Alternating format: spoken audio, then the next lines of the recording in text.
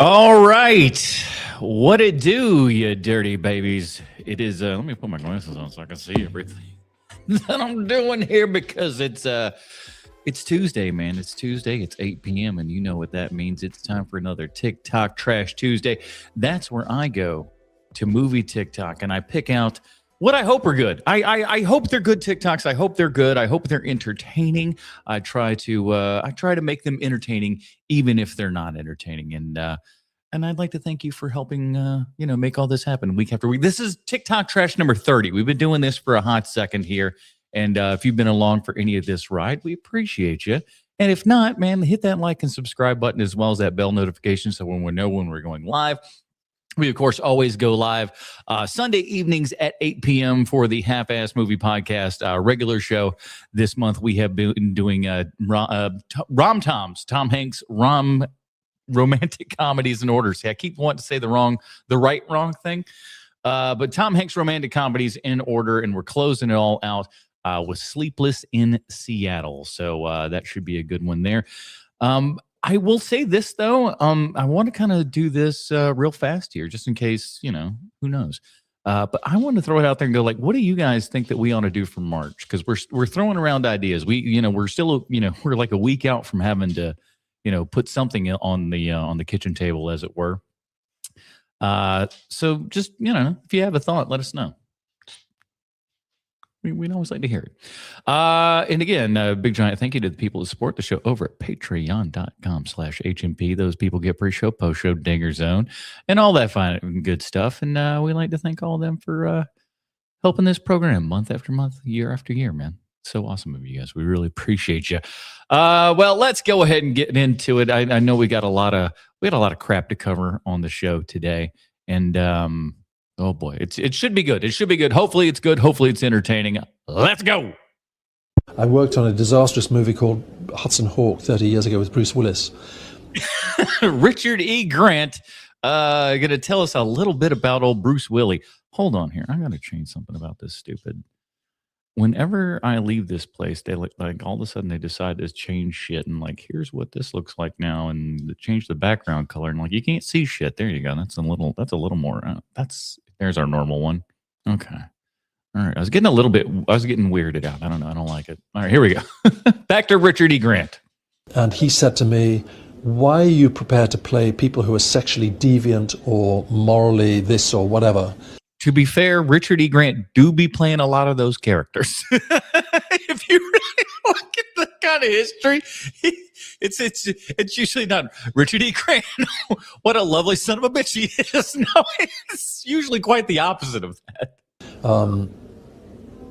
He said, because I play heroes.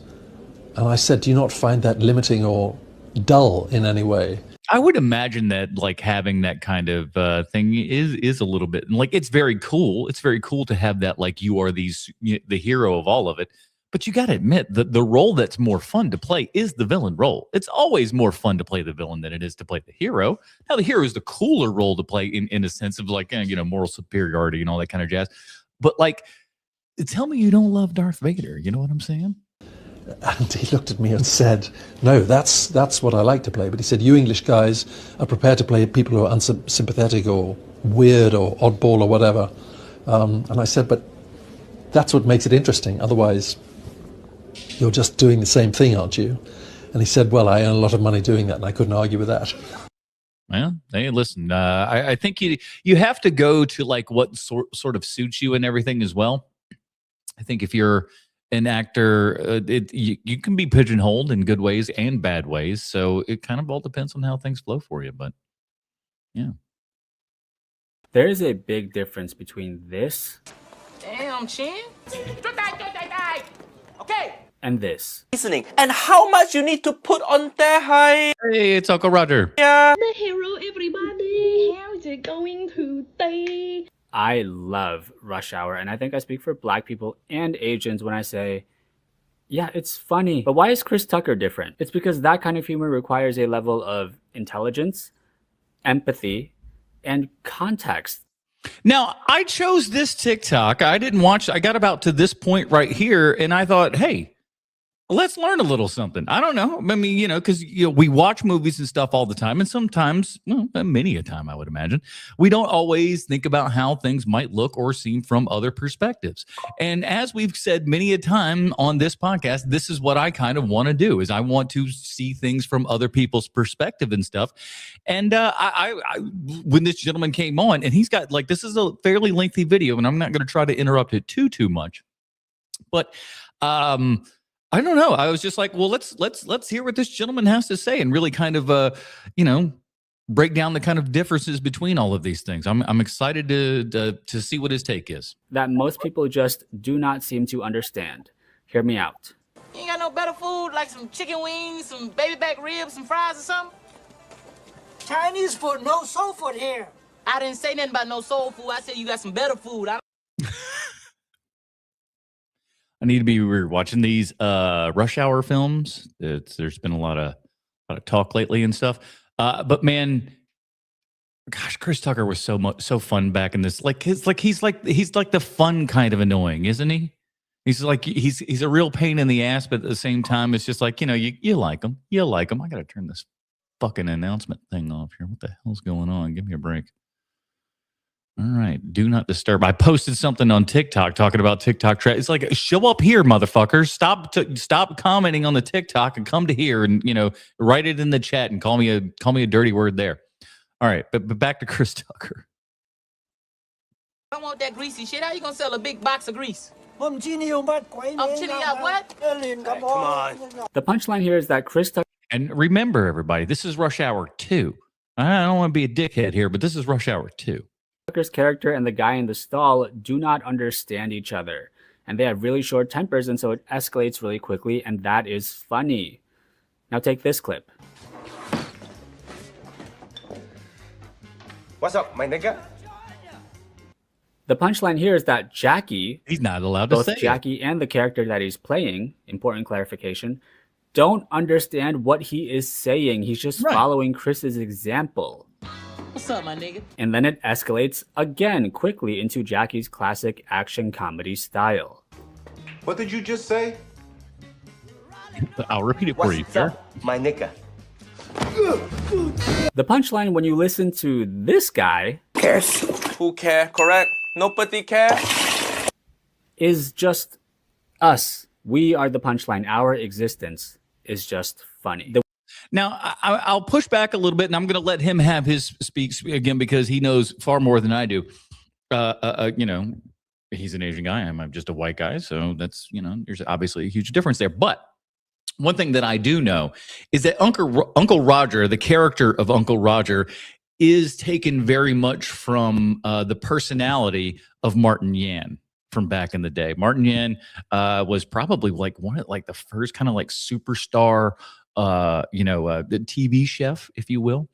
I loved watching him back in the day. He was hilarious. He was just so funny, and he just was always having a great time, a huge smile on his face and everything. He would chop stuff so fast and just scoop it and do all these things. And he made watching and he made cooking so fun, right?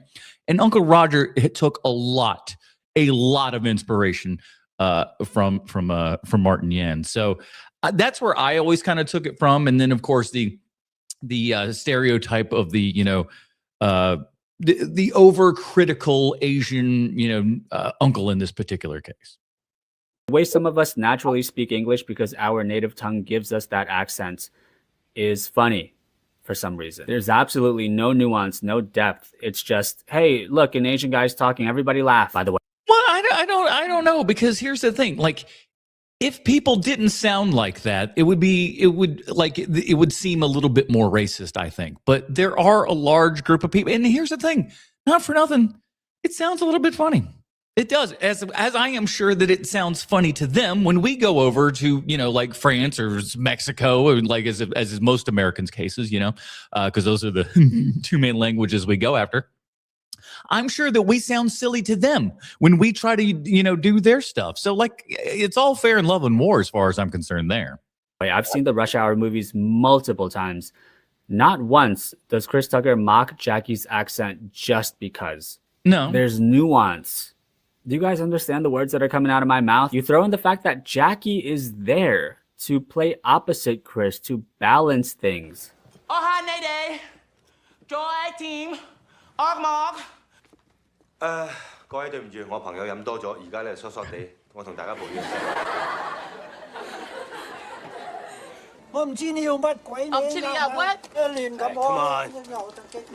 I'm no punk bitch. I ain't no punk bitch neither. I'm no punk bitch. These are I feel like that was like those two kind of improving before the cameras rolled there and everything. It's like, I'm gonna call you a punk bitch. He's like, oh, okay, we'll call each other punk bitches, but stuff back and forth. It's fun. things that we do not consciously pick up on. This is why when I was younger, I could not explain why I didn't like Uncle Roger, yet I found Rush Hour hilarious. Wow, how old? What? Like Uncle Roger's only been a character for like 4 or 5 years. How old are you, my friend? You look like you're in your 20s. What are you talking about? Jokes in Rush Hour serve a purpose, which is to elevate the relationship between two characters who don't really understand each other. It's a story, it's development. Meanwhile, Uncle Roger does an accent to a screen and we're just supposed to sit and laugh at an entire group of people. And No. I think like he's doing a character and the character is based upon stereotypes and things like that, but he's leaned into it as a character and he obviously lets people know that it is a character. It's Nigel. It's like he's an actual guy here and everything. And Uncle Roger is a character. It's not like he's playing it off as if that's not, precisely what he's doing is just, I understand how it could feel. That's for sure. Because, I get it, but at the same time too, like it's clearly a character that he's portraying and for comedic effect. And maybe you don't find the comedy funny, and that's perfectly fine.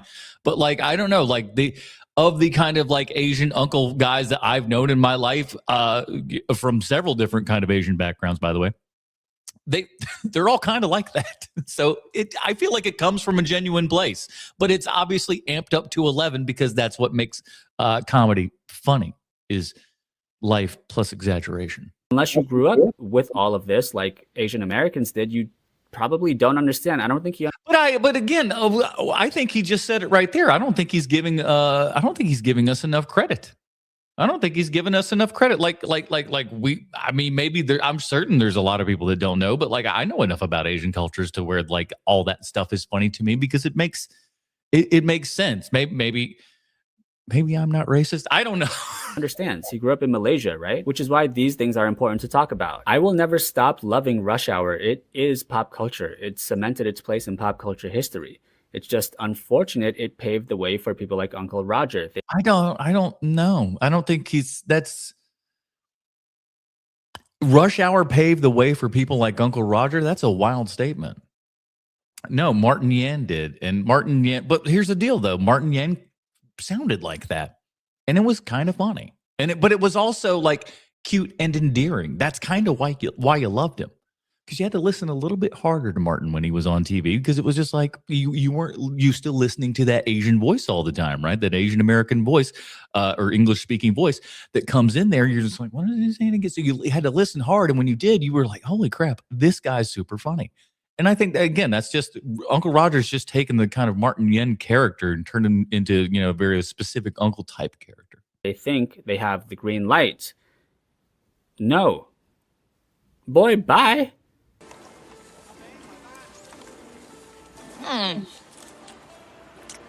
Kind of good. How come you ain't got no black performers in this casino? What are you talking about? We got Lionel Richie. Man, Lionel Richie ain't been black since the Commodores, man. I love those movies. I've been saying this since the 80s when movie ticket prices, they were $5 forever. Ladies and gentlemen, you've been hearing me talk about movie prices on this show and podcast forever and a day. Here's Quentin Tarantino talk about it. All I heard him say was the $5. And you guys know me, Monday through Thursday, all tickets, all screenings, $5. And you get in and out of the movie theater with a ticket, a popcorn, and a drink for $10. Tell me that does not revitalize the movie theater experience or movie going for everyone. Movie going will skyrocket if you actually make it cheap and inexpensive. I think I know the alley he's going down with this, but let's check it out. In America, and then all of a sudden they started moving up to $6.50 and $7 and $7.25 and $7.50 and all that stuff. The key to what you're saying is this is a working man's art form. Yeah. It's not opera, no, it's not theater, it's not going to a big concert. It was the idea was that anybody could go and see a movie. That was one of the reasons why movies flourished, and it's that exactly. That is why movies took off in the time that they took off in, is because people couldn't afford anything. You couldn't go to the theater because the theater was expensive. Going to the movies, they didn't have to pay everybody all the time. They could just rerun that reel super cheap. We didn't have to worry about a touring thing. It was easy to do for poor people.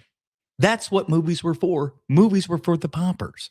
And so to charge such exorbitant prices and stuff right now goes in the face of what movies were kind of meant to do, which was to be that escapism, again, like Tarantino here saying, that anybody could have experienced. Not anymore. No. We have priced them out. Exactly.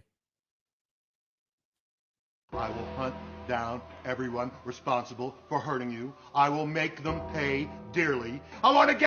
I think this guy's like a lawyer or something like that. I don't know where this is from. I just saw Man on Fire and him just talking about hunting people down. And I got to thinking, I'm like, man, Man on Fire is a fucking great movie. It may be my favorite Tony Scott movie. It may be. It just may be.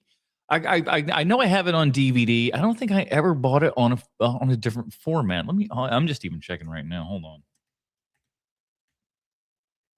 We're going to Amazon, and we're going to see if Man on Fire 4K.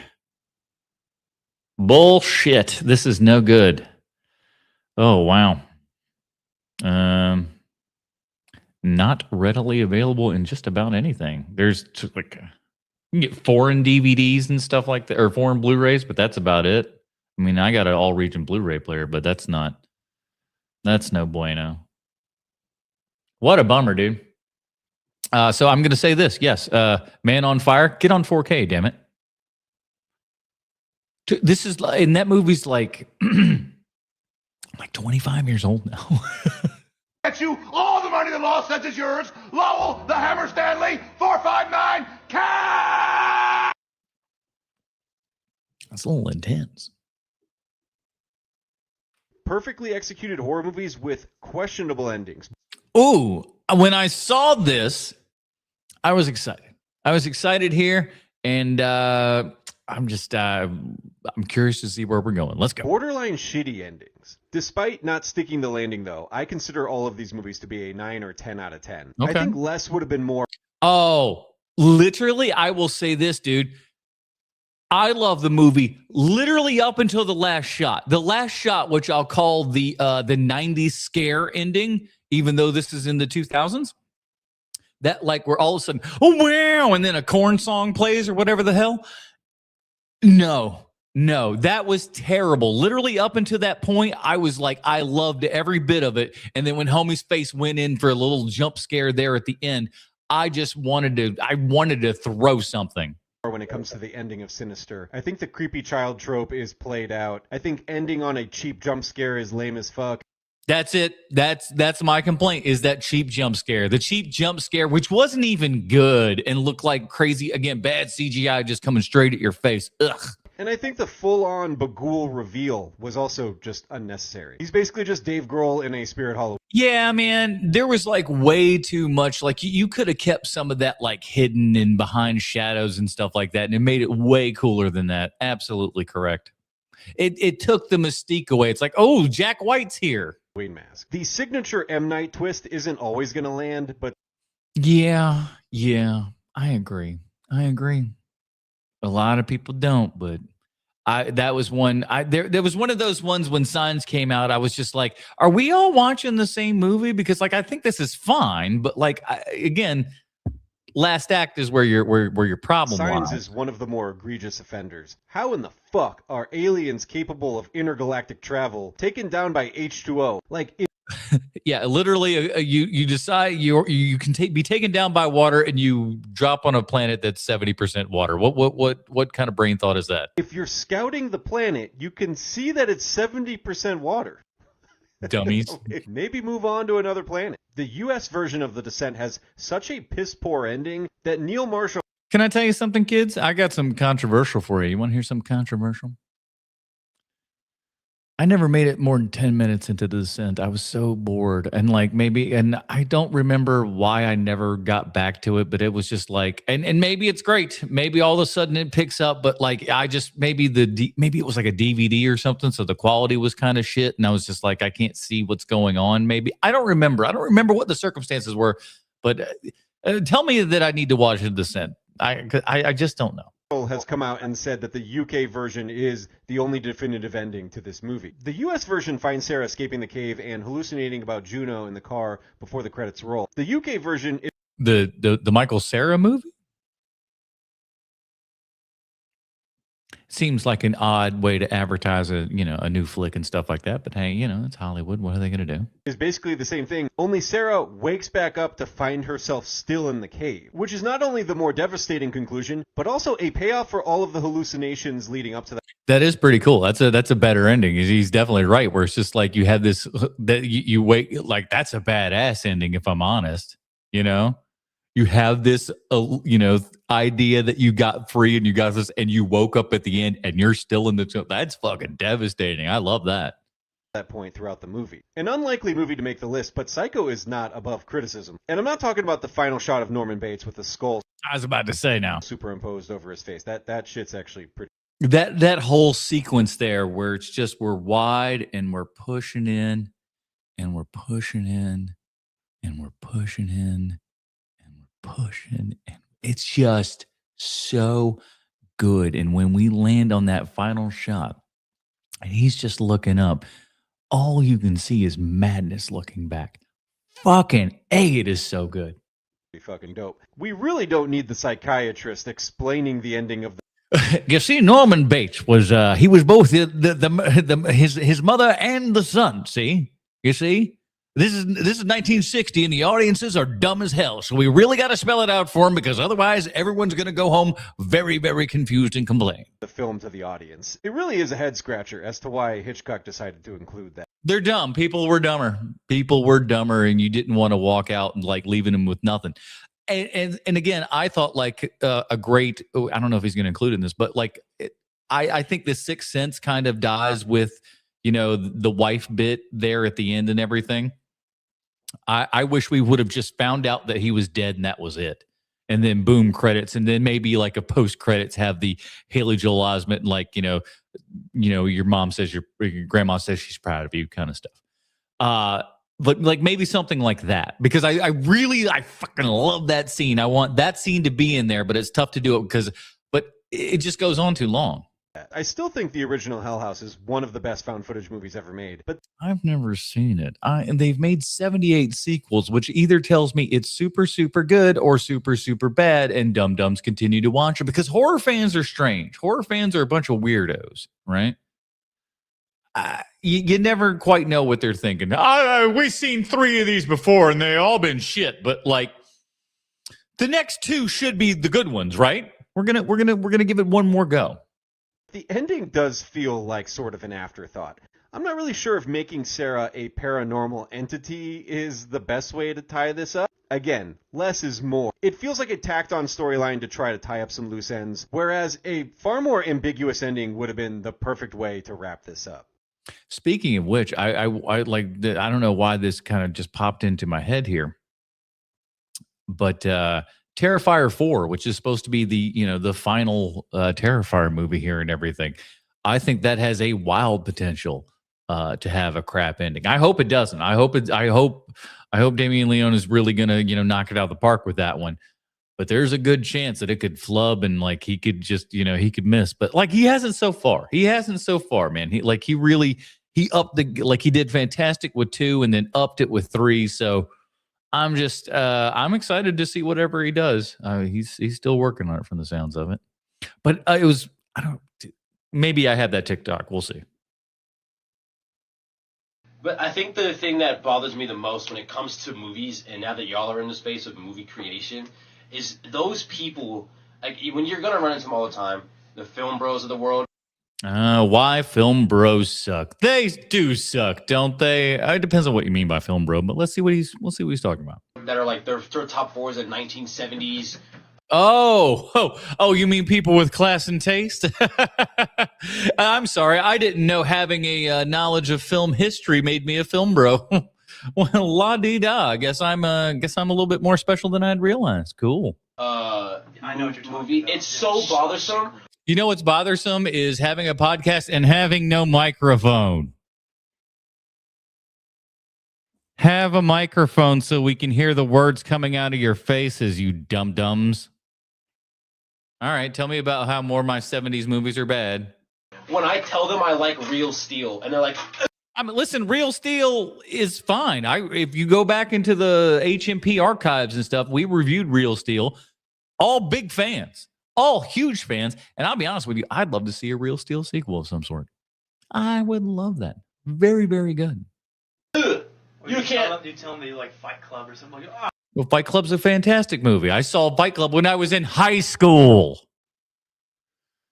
Okay, like I don't know what the fuck these kids watched when they were in high school. They still look like they're in high school. What am I talking about? Yeah, like you don't like real movies. Oh, you don't understand. Your brain can't comprehend story. It's like, bro, you're not really You've given an example of one movie, my friend. You need to drop a couple more on us, lest we think that you might be a dum-dum. Just because you think one battle after another is so complex. It's not. It's not. Who thinks that movie's complex? They're a dum-dum. So I don't like that.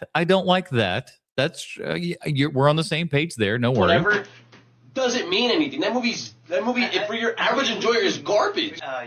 I don't know what that even is supposed to mean for your average viewers. I wasn't the biggest a fan. I didn't hate it, but I didn't love it by any stretch. Certainly not like everybody else does. Everybody else pours on one for that like it's got their mother in a situation.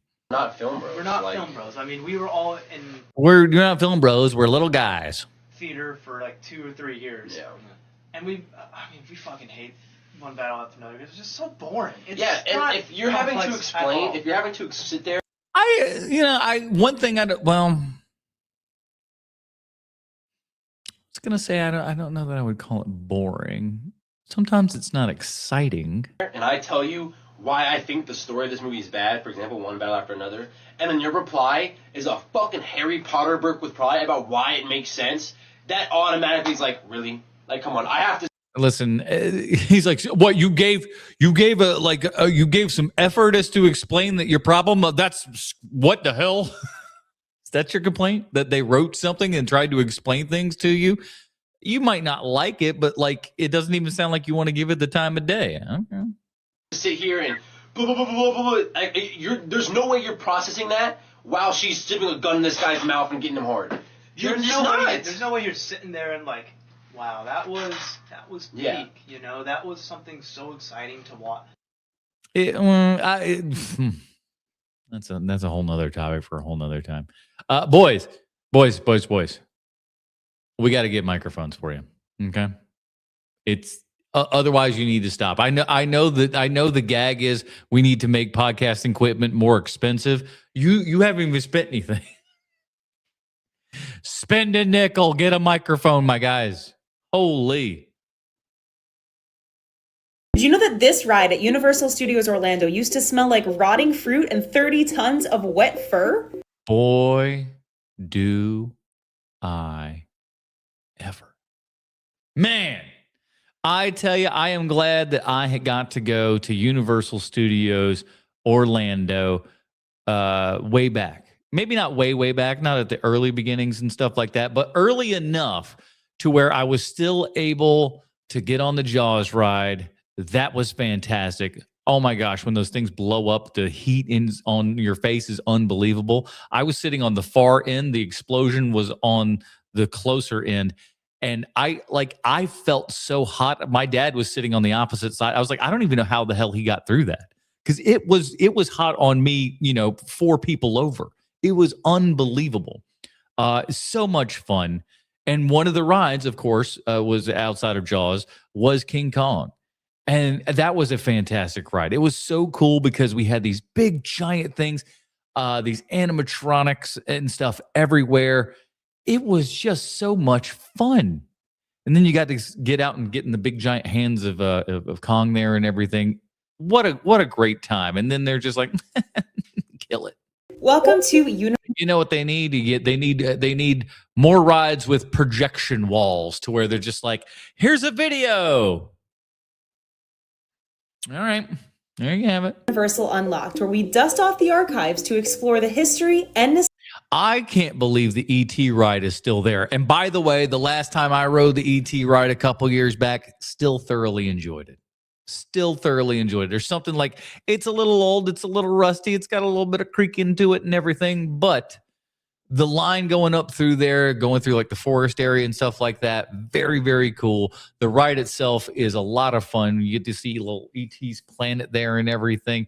It's just a good time. And if they say your name right, you feel like $1 million. Because the first time I rode the ride as a kid, that was just like, it didn't say any of our names. And we were all like, what the heck? What's going on here? So we kind of lost out on that experience. And then I think maybe one time maybe I got my name mentioned on that ET ride. But I still love that. And I can't believe that it's still there. Because, like, let me tell you, if you go to that ET ride, you're zooming through that line. That's for damn sure.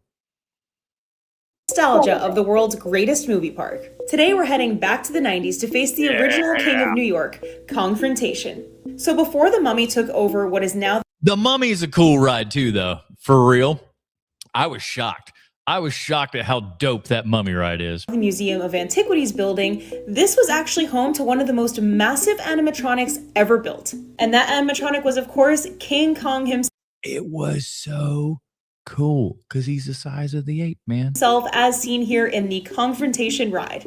So basically you would board this aerial tram that was pretty much a replica of the Roosevelt Island tram, and it would take you all around the chaos of New York City. And the highlight, of course, was not just one, but two massive King Kong animatronics that would lunge towards your tram. How cool is that, dude? How cool. And today, it would just be a screen. And that's what, like, the ride that is in there now, the kind of Kong ride and everything that Peter Jackson kind of did. It's fine. It's fine, but it's not like, you know, it's not cool like this. It was terrifying, it was immersive, but most of all, it was surprisingly smelly. So Universal actually used something called smellitizers to pump a very specific scent into the air. And that was hot, artificial banana breath. Ew. It was just meant to elevate the experience. It was so friggin' cool, dude. It was so cool. And also make Kong himself feel like a living, breathing animal. And then, like, that was the whole point in what Universal's theme was, you know, was come to Universal Studios where you can ride the movies. And that's what you did. You rode the movies, man. You were in King Kong. You were in Jaws. You were in E.T. It was beautiful. Unfortunately, though, this ride was a mechanical nightmare. Keeping two of the world's largest animatronics synchronized and moving every 2 minutes meant that the ride was very frequently delayed. And this unfortunately eventually led to its closure in 2002. But the good news is that there is still a piece. Wow, I can't believe that I got that. We got like the one time, because like, yeah, so the next time I would have been 2003, and it was shut down at that point. So I was so glad that we had like at least 1 or 2 trips to Universal previous to that, because man. Of Kong today that lives in the very same building. Next time you ride the Mummy, pay very close attention in the treasure room scene. Because in here on the left-hand side, you will actually see this small golden statue of Kong himself. Mummy is a good ride that like kind of gives you all of those elements that, you know, that you want from rides. It's a roller coaster. There's real stuff. There's projected stuff. There's lighting. There's all like you get the whole smorgasbord in there, man. It's good stuff. This is an incredible permanent tribute to the beast that used to rule the building. All in all, Confrontation represents a lost era of massive animatronics that CGI just really can't replicate. Do you miss the banana breath and the giant animatronics that were seen in this ride? Or do you prefer the Mummy as it is now? Let us know down in the comments. I, for one, would love to see Confrontation make a return. I think it's probably one of my favorite defunct rides that I would absolutely love to see come back to the parks. And of course, if you haven't already, be sure to hit that follow button because we have a ton more Universal history and nostalgia coming your way. Man, good old times there, dude. Good old times at Universal Studios. I tell you, like, I've been down many times, and it's just like, do you want to go to Disney or Universal? And I got to be frank with you, boys. I always go, I just go to Universal. Because honestly, if you're going to Universal, or if you're going to Disney, like, I don't know, man, you better have a kid or a family or some shit going in. Because you go in just a single straight dude into Disney World. Sus. ABD in the house. Pardon my tardiness, Adam. I was at my local comic shop where I found out a #1 of a new series I picked up 2 weeks ago. Is it Dork? Am I saying that right? Dork. I was already selling for upwards of $100. Damn, a brand new book already selling for $100. It must have printed like 8. Like Dork. Okay, that's kind of what I thought. This is probably the best pizza. Okay. Ladies and gentlemen, we are doing a lot of AI videos this week because I kind of want to talk a little bit about AI. I want to see some of the AI stuff that's out there because I got to be honest with you, for a very long time, I was just like, I didn't watch any AI stuff. I didn't see anything. And now that the stuff is actually starting to get better and certainly proliferating on TikTok and stuff, I figure, hey, let's start watching and talking about it a little bit because I don't know. There's like I'm certainly of two minds about it. I've said, you know, some here and there on this show, but I think while watching stuff like this, let's watch this because what this is we have taken a video of Dave Portnoy doing his pizza review, and we have CGI'd Michelangelo on top of it, and so we're gonna watch this. And just kind of watch it. Just like this is an AI prompt that said, hey, take this video and turn this guy into Michelangelo. And they did that. And I don't know how long it took. It probably didn't take, you know, the world to be able to do this. But they were able to do this. Let's take a look and just look at what AI is offering us right now. In LA. Prime is up there. I really like that. Prince is up there. This may be the best pizza in LA. Cash only, weird hours. Of course it's going to be great. I'd like a tiny bit more. What do you think about this? Because this is like, again, we have to always remember when we're seeing this stuff, this is the worst it's going to look. It's only going to get better from here. And this is just some nerd typing into ChatGPT or whatever the fuck it is. It's whatever the Chinese one is that's doing all the shit that clearly is copyright. Hell, they don't care. It's looking good. And when I see stuff like this, it doesn't always make my brain kind of go like, oh, this is the end of humanity. It also makes me think like, I don't know, there are so many people that are bitching up and down about how bad all of the animators are treated across all of Hollywood and everything. It's just like, these are why all the CGI sucks and everything is everybody's, you know, working their, you know, ass to the bone here and everything. The hours are terrible. The pay's not good enough, blah, blah, blah, blah, blah. Wouldn't it be smart to help take off some of the load, kids? You know what I'm saying? They have AI start to do most of it, and then you guys come in, clean it up, make it look exactly how you want to, but start with something else and then iterate off of there. Save yourself some back-breaking work, you ding-dongs. I don't know what's going on here. It's like writing with a pencil versus a typewriter. It's like you're still going to put something out. But this is still really great pizza. Every city has great pizza. You just got to find it. It's the smart thing and the cool stuff about it with this one is all the micro expressions that it's taking from his face and adding them into the actual animation and everything. So it's not just like slapping something over his face, like just some sort of filter. It's actually moving along and like you can see all the bits and all the muscle and stuff. And again, we're not perfect. You see the teeth, the bites are pretty good. They're pretty good. Not amazing, but pretty good. It's so close. It's so close, and we're definitely getting there. But I don't see this as the worst thing in the world. I think this could be a tool to help alleviate some of these people that are, frankly, bitching up and down about how difficult all this stuff is. If it ain't difficult for this machine, why not give it to the machine? Am I wrong? Two.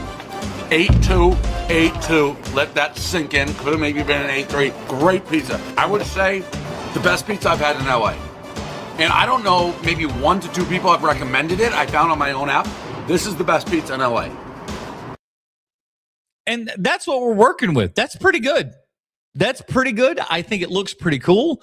And again, that's as bad as it's going to look. It's only going to get better from there. I'm excited to see where things go and how they could actually start to be used as a tool, as opposed to just like, it's gonna take over the. No, it's not. No, it's not. But we'll see some more AI videos as the evening rolls on. What do we got? I have not had the best of times. Wayne Knight here. He says, bring back Nedry to Jurassic Park. Oh, what's going on here, man? What's going on, Wayne Knight? Let's talk about it. With Jurassic Park lately, they keep coming out with movie after movie after movie, and they don't include Nedry. It's a bunch of bullcrap. Like, we don't see Nedry die. We're fairly certain that he dies because he's stuck in the Jeep there with the that guy, right? We don't know that he's dead. And then, worst of all, comes the Super Bowl, and I hear that there's going to be a commercial for X. Oh Jesus! I didn't see this. Like, I think I heard about it, but I didn't see it. And he wasn't involved. Oof. Xfinity. Then again, he was a villain in the thing, so you know what I'm saying. And they're going to have a Jurassic commercial with everyone in the commercial. Yeah. I didn't see the commercial, gang. Did the commercial have Sam Jackson in it? I'm curious. I didn't see the commercial. I maybe seen like a second or two. Was Sam Jackson in it? Now, if Sam Jackson was in it, now Richard Attenborough's dead, so we can't put him in it. Not possible. But Samuel L. Jackson is very much alive. Now, his character died in the movie. Your character died in the movie. I think we're just assuming that they all died. And I'm sure Wayne thinks this. I'm sure this is a fun bit for Wayne. But, Youthified brought back even the Dilophosaurus. But am I there? No. No, there's some... That John Williams score just reminded me, bro. I got that bad boy on vinyl. I'm gonna pop that bad boy out right after this stream. Tell you that. Xfinity guy pretending he's Nedry. Oh my God! There's okay, all right. That I got a problem with. I haven't seen the ad. Maybe I should have watched it. I don't know. But there you go. There's a topic tonight: worst fan bases. All right. What do you think, everybody? Worst fan bases? Gosh, there's a whole lot of them out there. I would say, I think everybody can probably agree that some of the top ones are Rick and Morty fans. I think we all learned that during the, what you call it? The, what was the sauce? The whatever the zesty sauce was there. The Star Wars fans, yeah, Star Wars fans are probably they're certainly up there. And there's a lot of different types of Star Wars fans and stuff too. Very different types of horrid nerd in that department on all the scales. All the scales. Who's worse? Who do you think is worse, Marvel or DC people? I think DC people are worse. Yeah, I think DC people are probably worse than Marvel people. DC people are worse. Frank Sinatra fans. They I did not see where this was going. Frank Sinatra fans. Yeah, man. There's some cats that really love Frank Sinatra, and I'm like, he's all right. I think that this guy is like class. He's so classy. He was kind of a douche. He's not. In-N-Out Burger fans. I've never had an In-N-Out. It looks fine. It looks like it would be probably on par with a Cookout kind of thing, but I think Cookout probably looks a little greasier and ergo a little bit better. That's just me. But they both got psalms or proverbs or some such on their cups and whatnot. So they're kindred spirits. Number 40, because there's 40 cars in front of you at every In-N-Out Burger. Yacht Rock fans. Yeah, I think there can be an over indulgence of people ironically enjoying Yacht Rock, or just or dialing up their love of it to a certain degree where it's just like, all right, come on, pal, who are we kidding? Wearing a show up at a show with a stupid sailor hat on. Yeah. If you're under 50, I can't allow it. Could you imagine you're in a band and you made this music your whole life? Oof, old white people dancing. Gotta keep that off camera. Someone turns it into this ironic thing now where your concerts, you're almost a joke at your own concert. That's what I always thought about all the lizard heads, or parrot heads. That's what they are. Lizard heads. All the Buffett fans, man. I always thought that was just like you guys have become a parodies of yourself, quite frankly. Elon Musk fans, because that's a whole culture with Tesla and all that stuff. I always hated people just going like, Elon Musk is like Tony Stark. I'm like, Tony Stark is an amazing speaker. What are you talking about? Elon Musk is like, the man couldn't get a sentence out to save his entire life. Everything's it's terrible stuff. Yeah. Pro wrestling, Dallas Cowboys, adult Pokemon fans. Yeah, I would agree. These are pretty bad. Adult Pokemon fans, Dallas Cowboy fans, because Dallas Cowboy fans, come on, y'all know, you're terrible. They win 2 games at the first start of the season. They're like, we're going back to the Super Bowl. It's like, bitch, you ain't been to the Super Bowl in 35 years. What are you talking about? Rick and Morty fans. I told you, numero uno, number 1 with a bullet. Are you saying Criterion Collection fans? Sir.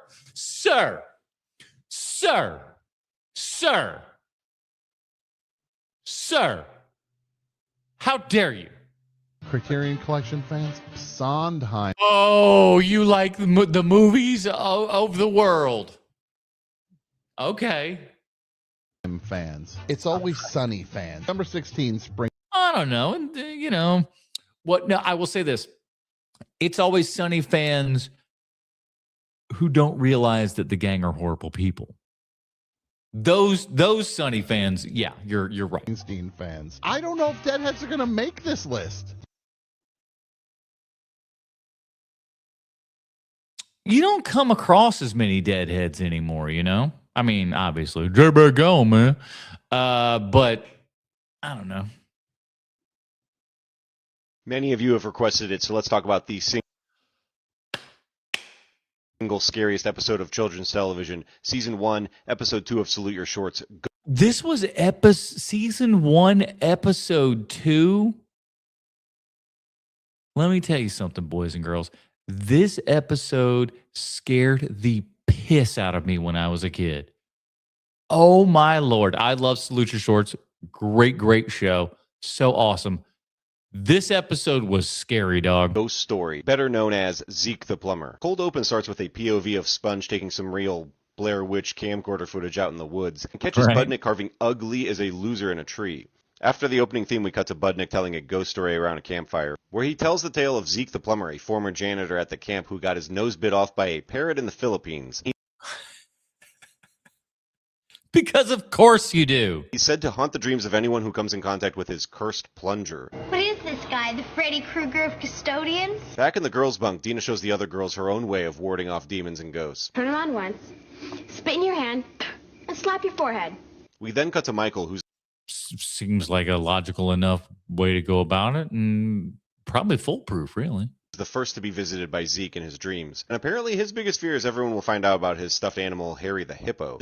He is very much a Freddy Krueger kind of character. You're right. Maybe come to the realization that this mask looks heavily inspired by the one used in Tourist Trap. What I call the Angela Lansbury mask. What is that, Tourist Trap? Ellie is the next to be visited by Zeke after she falls asleep at breakfast. She has one of the most nightmarish visions I've ever seen on a children's TV show. I gotta get out of this ball. Oh yeah, so good. Again, this was scary for a kid, man. I gotta get out of this ball. Pure nightmare fuel. So the gang decides they're tired of taking Budnick's shit, and they dare him to spend a night out in the woods at the spot where Zeke the plumber died. Budnick proceeds to go full Rambo mode, crushing chips, shaking up soda cans, filling an empty cooler with rocks. Essentially, Again, everything that a young kid wants to see, because you'd be like, dude, I wish I was that kid and had all that kind of crap and stuff like that. Come on, dude. setting a series of booby traps for anyone who would Any kid in the world fucking loves some booby traps, man. Let me tell you something. When I was in elementary school, somebody was stealing some stuff from the art class there and everything. And me and my buddy Chris, we set up like we were big Hardy Boys fans. So we wanted to be detectives and get in on all this stuff. So we set up like a booby trap for people to come in. We tried to like lure people in to try to steal some more stuff. Nothing happened. But we felt pretty cool for, what, 4th grade. try to scare him. So you think I'm a loser, huh? But just when Budnick thinks he won the bet, he walks face first into a spider's web, which absolutely sends him in what stands to be a fairly ridiculous crash out. Help! Please don't leave me out of here, please! The episode ends with Budnick being everyone's bitch boy, and Ugly still hanging upside down from one of the booby traps, with Donkey Lips still wandering around in the woods stumbling towards him. Roll credits. I'm happy to report I watched this episode for the first time in probably 20 years, and it still holds up. So if you're interested, both seasons of Salute Your Shorts are currently streaming on Paramount Plus, and it is every bit the nostalgia drip that you are looking for. Damn it, I was really hoping he was going to say Tubi. Shoot. Paramount Plus, dang it. What are you going to do? What are you going to do? So I was on Backstage late last night, or is it early this morning? Verticals are becoming a thing, I guess. Now, I've said many times on the show, I think vertical storytelling outside of short comedy stuff is never going to be a thing here in the United States of America. It may, and I don't even buy that, but it may do something overseas someplace, but I don't think Americans are going to dig it. But let's see what this gentleman has to say. Whatever. And I saw that there was like 6 to 8 jobs for verticals. And to be honest, some of them was paying a decent amount. Those are the ones I applied for. And I also saw Fair enough. editing jobs for AI, which I find hilarious because AI is supposed to be the great equalizer and supposed to change the game and get rid of us filmmakers. Be cooked.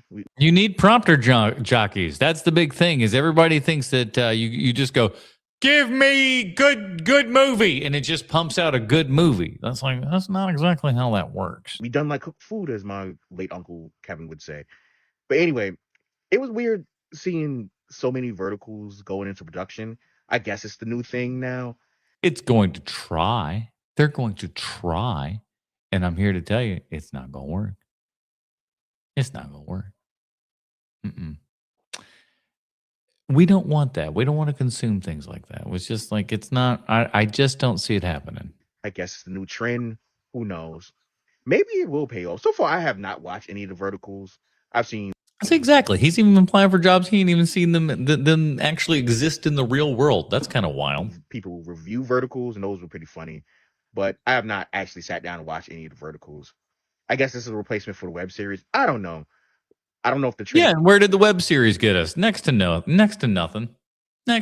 Sure, a couple of names and things popped out of that, like your Donald Glovers and such, but few and far between. It's gonna last. I don't know if someone's gonna crack the code and make a truly great one. They probably will. I should be honest. No. But right now, it seems like indie filmmakers in particular are going that. Why would you? What would make you want to watch a vertical thing? Again, like these are the vertical bullshits that I like. I don't. What am I? I'm confused. Route, and you know what? If you get your story told, and if it tells your story, and it leads to success, why not? Good for them. And if I can get an editing job that pays a good amount of money, that'd be nice too. And good luck with that, bud. It's a tough one out there. Enough with the celebrity top 4 on Letterboxd. These are my parents' top 4 favorite films. This is going to be great. I was like, listen, hilarious idea. I want to see what this guy's old parents think are great movies. Their top 4. Let's go. I'm excited. If I only get 4 favorite films, I'd have to include only films I've seen more than once. I'll Okay. start with Miracle at Morgan's Creek, which is an early 1940s Preston Sturges romp that tried to get as close to the edge of every Hays Code violation it could. My first in the lineup is Bless the Beast and the Children. Okay, first of all, let me tell you something right now, son. Your parents are not the normal parents out there. Yeah, I say it with love, and it's probably true, and you can fucking tell me I'm wrong, but these are liberal white parents. Okay? These are elite liberal white parents. These motherfuckers have donated to NPR, okay? These guys have had like an all lives or coexist bumper sticker on their car. That's for sure. I was 13 years old in 1971, and there's a reason why this film has stayed with me. For one, it's about young people, teenagers who do the right thing. And I'll just say that Karen and Richard Carpenter, who did the soundtrack for this movie, will help you better understand why this movie has my heart. Second, I would I think next he's going to say Salo, right? include 2001,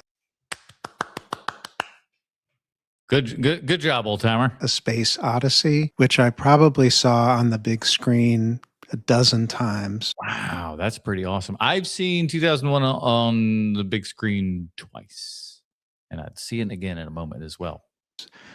In the 10 years after it came out, right up until the time that I saw the first Star Wars movie, which then became a movie I saw many times. The other 3 movies, one, the most recent, Sentimental Value, Coda, and Past Lives. What did I tell you? That woman donates every year to NPR. Every year. Finally, I'd have to include Black Panther. Oh my God, come on! You've got to be putting me on, brother. Wow. He's like, people are going to see this on the internet, huh? Oh, Jesus. All right, I better say it like Black Panther, otherwise I'm going to be shunned. Woo!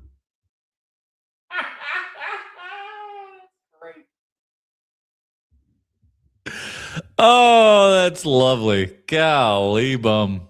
Which had such a great influence on I love the hip hop soundtrack. Ryan Coogler is probably the best director that God ever gave us since Jordan Peele, quite frankly. so many of my friends who I went to see it with a number of times. We all wore our dashikis. It was a great time. So enjoy movie watching. I hope you check out these 4. Oh, man. Thank you. Thank you, NPR parents. We love you so much. PBS tote bag in check. God bless you. God bless you. I'm so happy you're here. It's always a fun time. Warner Bros. Is currently like that. First of all, it's Warner Brothers. Can we stop? Everybody, this is a message to everyone. The BROS period brothers. It's fucking pronounced the brothers. Mario Brothers, Warner Brothers. They're not the bros. No one's bros. We ain't bros in this bitch. We're brothers. Shut the fuck up. One person you know who recently got into a relationship, but all of a sudden they're like really like, oh, maybe I don't like this person. Then they kind of move on and they go to somebody else, but they're like really miss their ex, so they go back to them. Hey, listen, man. But then they're like, oh, I don't like them anymore, so they move on again, and then they come back. That's exactly what Warner Bros. Is doing right now. They are currently restarting their sales talks after Paramount's latest offer. They're just like, Netflix, we really wanted you, but Paramount's making a little bit of a better deal, so I might have to move on to them. Listen, I would much rather Paramount have them than Netflix. Warner Brothers going to Netflix is yet another nail in the coffin for the cinema business, I think, and the physical media business for that matter as well. I think that's stupid. It's so crazy. Most people, if you haven't been currently hearing what is happening with Paramount, you would have thought this deal already happened with Netflix. But no, Warner Bros. Just keeps pushing it and pushing it. Nobody wants them to sell. Come on, I really wish they weren't selling it because Warner Bros. Had such a good year last year. And then now they just seem to not be able to make these talks are just going forever now. You see how fucking stupid this looks? What if I did this for the entire podcast? What if I did this for everything that I did on the internet? Or you could have something that, does this so it frees your hands up to do whatever you want. That just straight from here, and believe it or not, is the appropriate length for that thing to be. What a wild thing. Or you can get a wireless microphone and just plug it up to here. Though every little dickhead on the world just goes oh, it's got a clip on it, but I don't know what that's for. I'm going to hold it in my hand like an idiot because you need to hear it up here. This is just a good microphone sound. This is the good microphone sound. If it's right here, this sounds professional, doesn't it? Especially when I do the Burger King foot letter voice. God, I hate the world. And Paramount is making really good bids. It seems like they could become the favorite to purchasing Warner Bros. But we'll see. Warner Bros., please just make a decision at some point. Yeah, bros. Yeah, bros. Do the Warner Bros. Ugh. All right. Let me woo-saw myself out of this moment. Let me get it together. All right, let's go. Nobody expected this to happen at the box office this weekend. Let me explain. Oh, please explain, guy. Starting at 4th place is Sam Raimi's Send Help.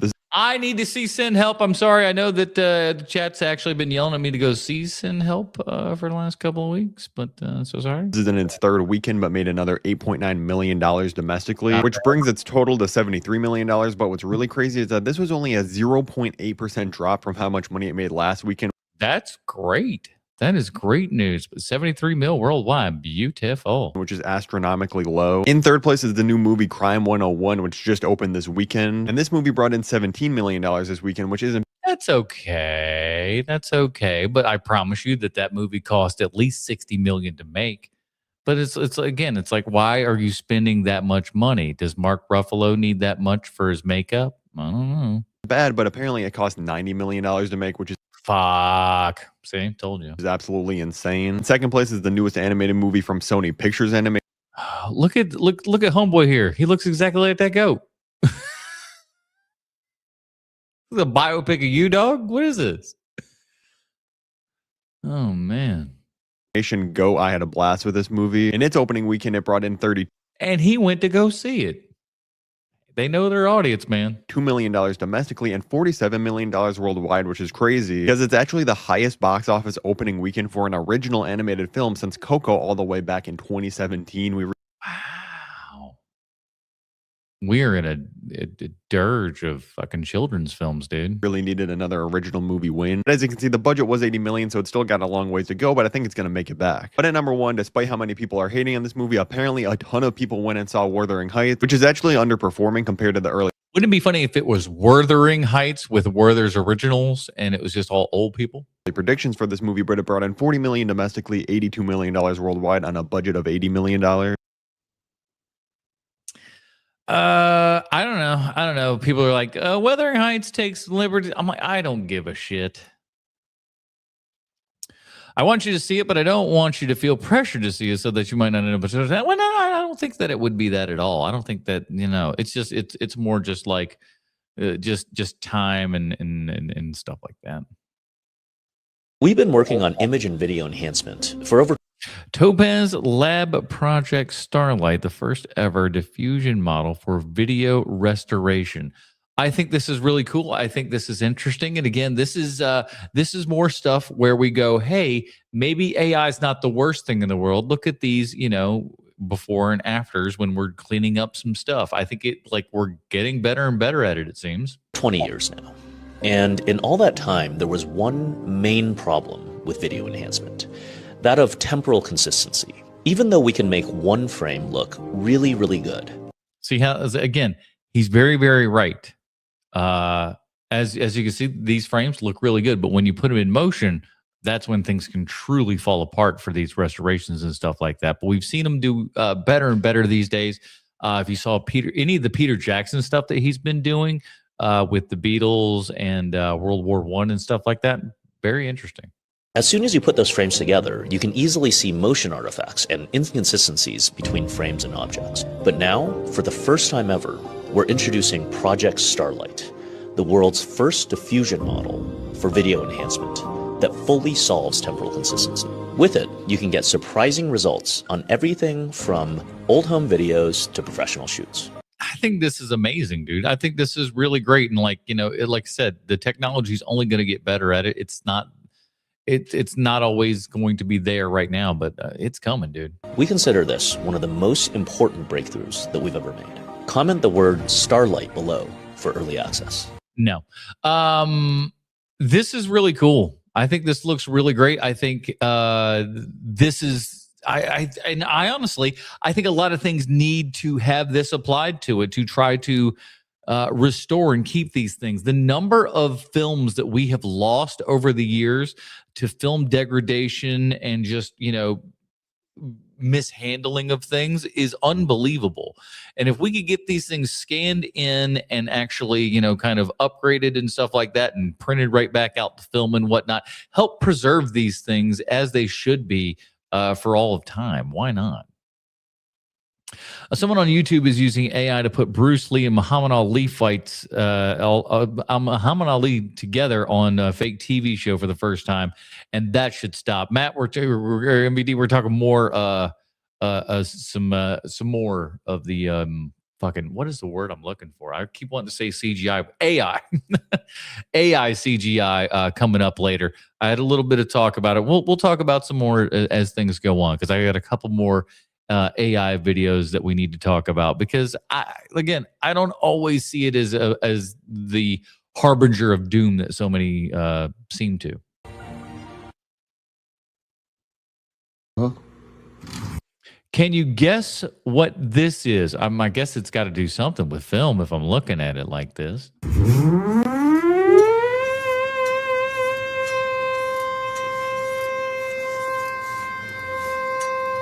This Want a whole lot of love. Ba-da-bam, ba-da-bam. music section tests overall system performance. This will be followed by 30 seconds of unmodulated soundtrack for system noise checks.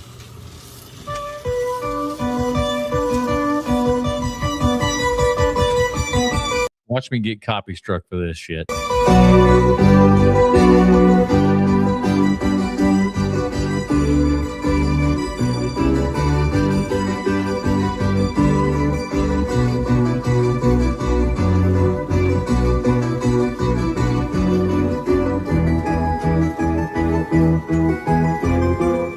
Looks like some shit Stanley Kubrick would use, right?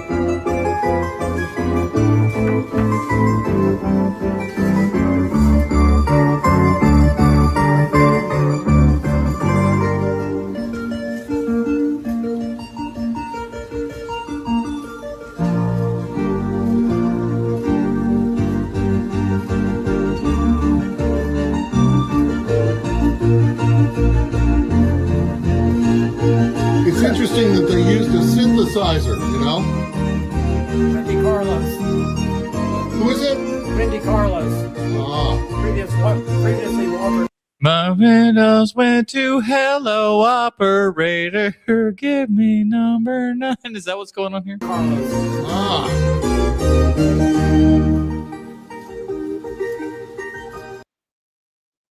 Well, I'm sorry. I don't watch these TikToks, so I don't know exactly what they are. And, sometimes you just watch them and you go, okay. What's your favorite movie directed by a woman? I always think that these are supposed trying to gotchas. You know what I'm saying? Is where they'll go around like, oh, yeah. What's your favorite movie directed by a woman? Oh, you can't think any? You sexist piece of shit. Like, that's what I feel like they're always trying to do. But like you gotta drop some you gotta drop some hard shit on them. Be like Punisher Warzone. Oh God, favorite movie directed. Oh, like that's when you know that they don't have some shit chambered and everything. When they have to repeat the question back to you. What's your favorite? Oh, my favorite one. Gosh, there's so many. Well, I mean, if I'm honest, I feel like we would have to we'd be leaving so many out. So I don't know that I would really want to, put one on a particular pedestal or anything, because that's not fair to women as a whole. If we're honest, that's how you got to answer that bullshit. By a woman. I'm gonna go with Clueless today. There you go. There you go. And again, look at that look of like, yes, I knew it was a woman. Okay. I didn't know Clueless was directed by. She didn't know. That's great. Woman. It's fantastic. I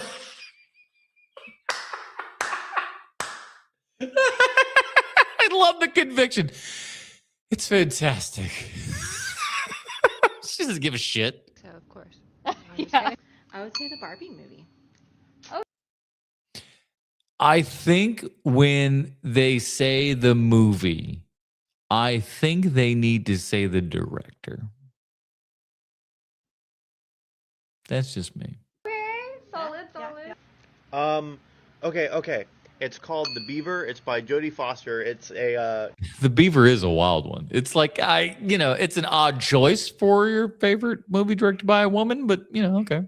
It's a dark comedy. Jennifer's Body. What's your favorite movie directed by a woman? A League of Their Own. There you go. Penny Marshall. We covered a Penny Marshall movie this month on HMP. A League of Their Own. Anything Bryce Dallas Howard is probably pretty freaking good. She's amazing. And I really love the work that she did. This guy is trying to dig himself out of a hole, but he cannot do it to save his fucking life. Look at this man. His arms are crossed. He is desperately begging God to put the name of a fucking movie in his head. He can't do it. And The Mandalorian. Point Break. Whoa. The Mandalorian. You mean the thing that Jon Favreau directed? What are you talking about? Point Break. There you go. Good answer. Okay, yeah, I'll accept that. Love and Basketball by Gina Prince. See, she knows. See it. That is such a good answer. I forgot you directed that. IMBD says Wayne's World. Excellent choice there. She did a lot of those 90s comedies and stuff like that. An undersung hero, one might say.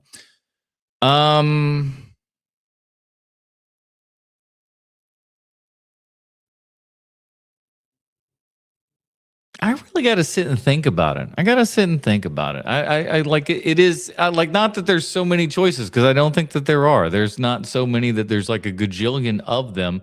But I'd like to make an answer that's not, just a snap decision, I suppose. But, when there's a microphone in your face, I suppose you have to answer as quick as possible. So the Bryce Dallas Howard directed stuff in Mando. Okay, fair enough. Those, but to be fair to her as well, those were some of the better episodes. They really were. Teenage Mutant Ninja Turtles. Yes. You have a line in this film that for some reason has stuck in the brains of 90s kids. Man, I'm telling you, all I saw was you were in Ninja Turtles, and then I stopped it and saved it on the phone. Which by the way, I got the Arrow 4K of the Ninja Turtles trilogy. Fucking beautiful, son. It looks so good. And he is like 19 years old in this movie. And I know exactly what she's talking about. It's got to be the line, regular or menthol, where he's offering these children cigarettes. And even then as a child, I was just like, oh my God, these kids are smoking. They're skateboarding indoors. There's video games everywhere. It looked like the coolest gang ever. You wanted to be in the Foot Clan, man. It sounded like a good ass time. And then you learn some ninja shit on top of it. Come on. Do you remember what that line is? Something about cigarettes, right? Yes. Fucking A. Right. Menthol or what? Regular. Regular or menthol. Yeah. Regular or menthol. Yeah. That's so great. And like they were like pallets of cigarettes that he just picked them up and goes boom. It's so cool. Yeah. Regular or menthol? Look at how greasy he looks. Oh, it's so good. But it was like the most memorable line for whatever fucking reason. And then 20 years later, you go, that's the guy from Ninja Turtles? Get out of here, dude. Do you have an idea why people love that line so much? I have no idea. It's a good commercial, I guess. Yeah. It's weird. It just seems strange. And like, I don't even think like at that particular time I knew what menthol cigarettes were. And I think that was, at least to me, what was intriguing at the time. Because I was like, menthol, what even is that? And you had to kind of like, you had to learn. Again, we're back on to our AI portion of the thing. And tell me you don't want to see this. Tell me that your life isn't going to be a little bit better having watched this.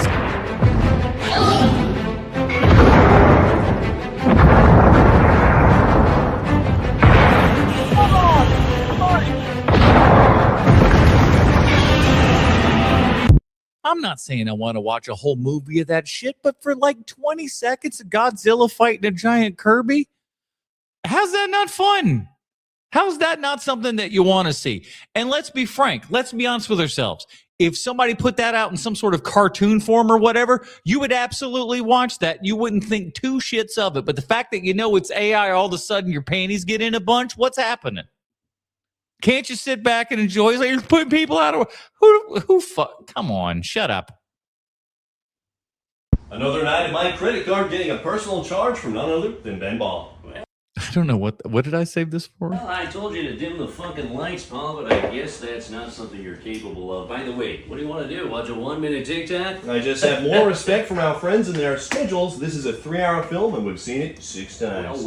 It was in it 6 times. You know it, folks, another crappy snack from Paul himself. Look at that, salted chips. Ben Ball, I think it's because... What a piece of garbage this guy is. Ladies and gentlemen, I've never seen such a pathetic display of movie-going dumb ever. I'm clear to everyone watching that you have sensory Guys, issues. just shut the fuck up, please. Shut the fuck up and let's watch a movie. Yeah, I don't mind, yeah. Put on fucking Shawshank, I don't care. We can watch something else. No, let's just watch Shawshank, okay? Let's watch the Shawshank Redemption. Hey, everybody, let's get together and watch Shawshank. What a great time.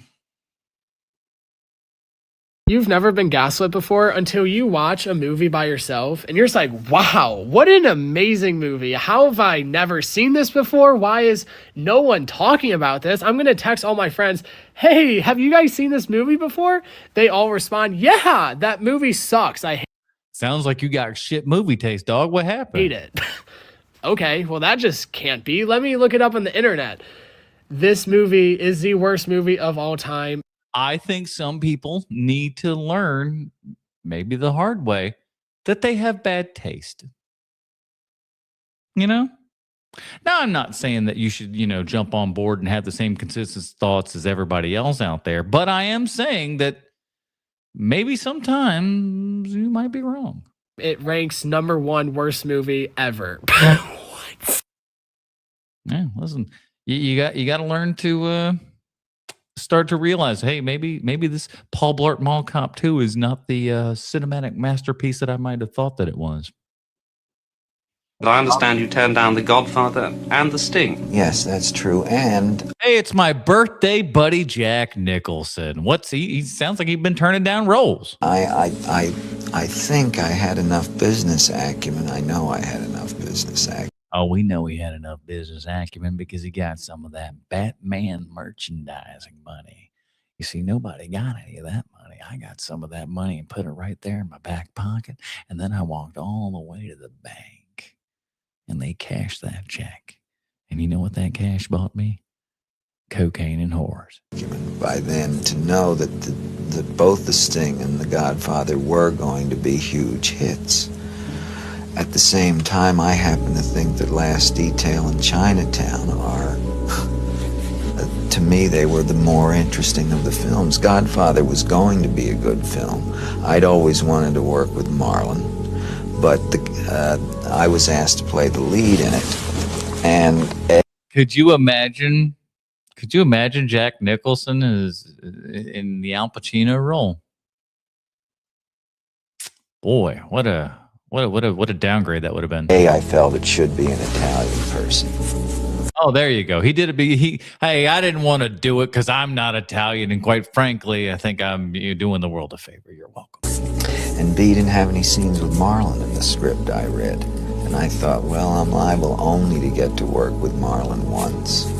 And let's hope that it might be something where we really had to work together.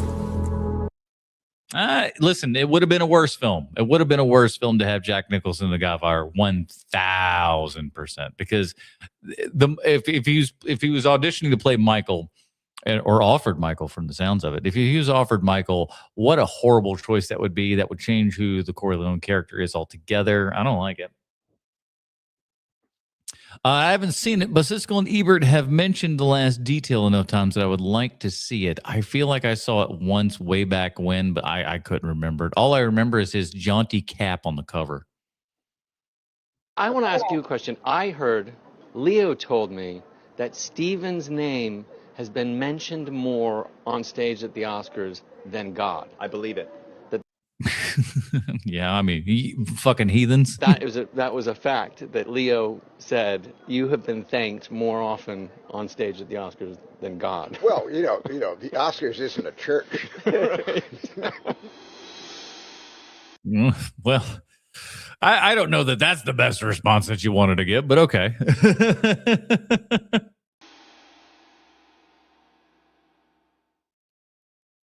So there's a long friggin' symbol there at the end. Holy jeez. The dreaded day has come. Nobody knows who Steven Spielberg is anymore. No one knows who Steven Spielberg is? All right, let's see what she's got. I was Steven Spielberg and they're like, who? Oh no. People. The dumb kids. Oh. God bless. Let's see what we got. And I'm like, you're joking, right? And to your dismay, they didn't even recognize his name. I was thinking to myself, there's absolutely no way 50 films. How it's possible that people don't know who this. Like he's literally the most popular director, the most well-known human history. If you ask someone there's a more than likely chance that the average Joe that you're going to ask is going to say the name Steven Spielberg. That's how synonymous the man is with movies and directing. And these kids don't know who that is. That is a damn shame. This is a household name. Holy cow. I did a TikTok Trash Tuesday last week, and it was a response to an Asmongold video, and I almost want to do a complete separate YouTube video on that altogether, because the question was about younger people and everything and why you guys aren't going to movies. I'm very interested in all of those reasons, and we got a ton of comments in there. So I really kind of want to put that together. Solve the problem, and I want to have us actually have a movie going culture again, where everyone was excited to go to movies. That's the world I want to go to, where on Friday night everybody is busting into the movie theater to see the latest new thing, and they're excited, and it feels like that time again. I'm hoping for that time to exist, but we are not there yet. We need to get movies at a cheaper price, Monday through Thursday, $5 for every show. Get asses in seats. That's how you get people going back to the movies again. And just start putting out so much shit. That's the big problem too, is we got too many movies out there. We're putting out way too much garbage, and then we got 58,000 streaming services.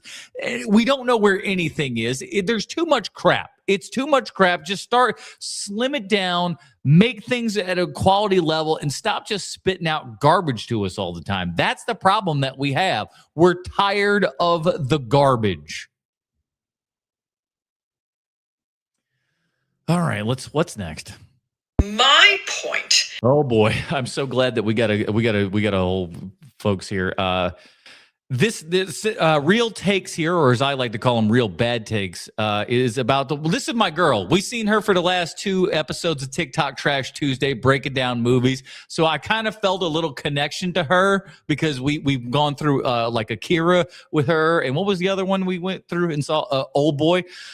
So like I really like this girl, and then I hate this douchebag. So I want to see what he's gonna say about this situation. Let's go. Is the insane double standard of everyone ripping Emerald Fennell to shreds for now for my take here and everything. I don't know who the fuck that is. I just want to let you know I don't know who we're even talking about here. So I'm going at this from a very kind of neutral standpoint. not making an accurate adaptation of Wuthering Heights, which she said. I also don't know shit about Wuthering Heights. So again, I'm just going at this from a pure whatever standpoint. Let's go. Directly she was going to do, but male directors are messing up source material all the time, and you guys have not said anything about that. This creator is talking about a perceived double standard and this creator. Here we go. How we talk about adaptations from female directors and male directors, and she used 2 examples, one of them being Once Upon a Time in Hollywood. Now, I think Quentin Tarantino is a fairly monstrous pig, which I've Shut up, little fella. Like your new hairdo, by the way.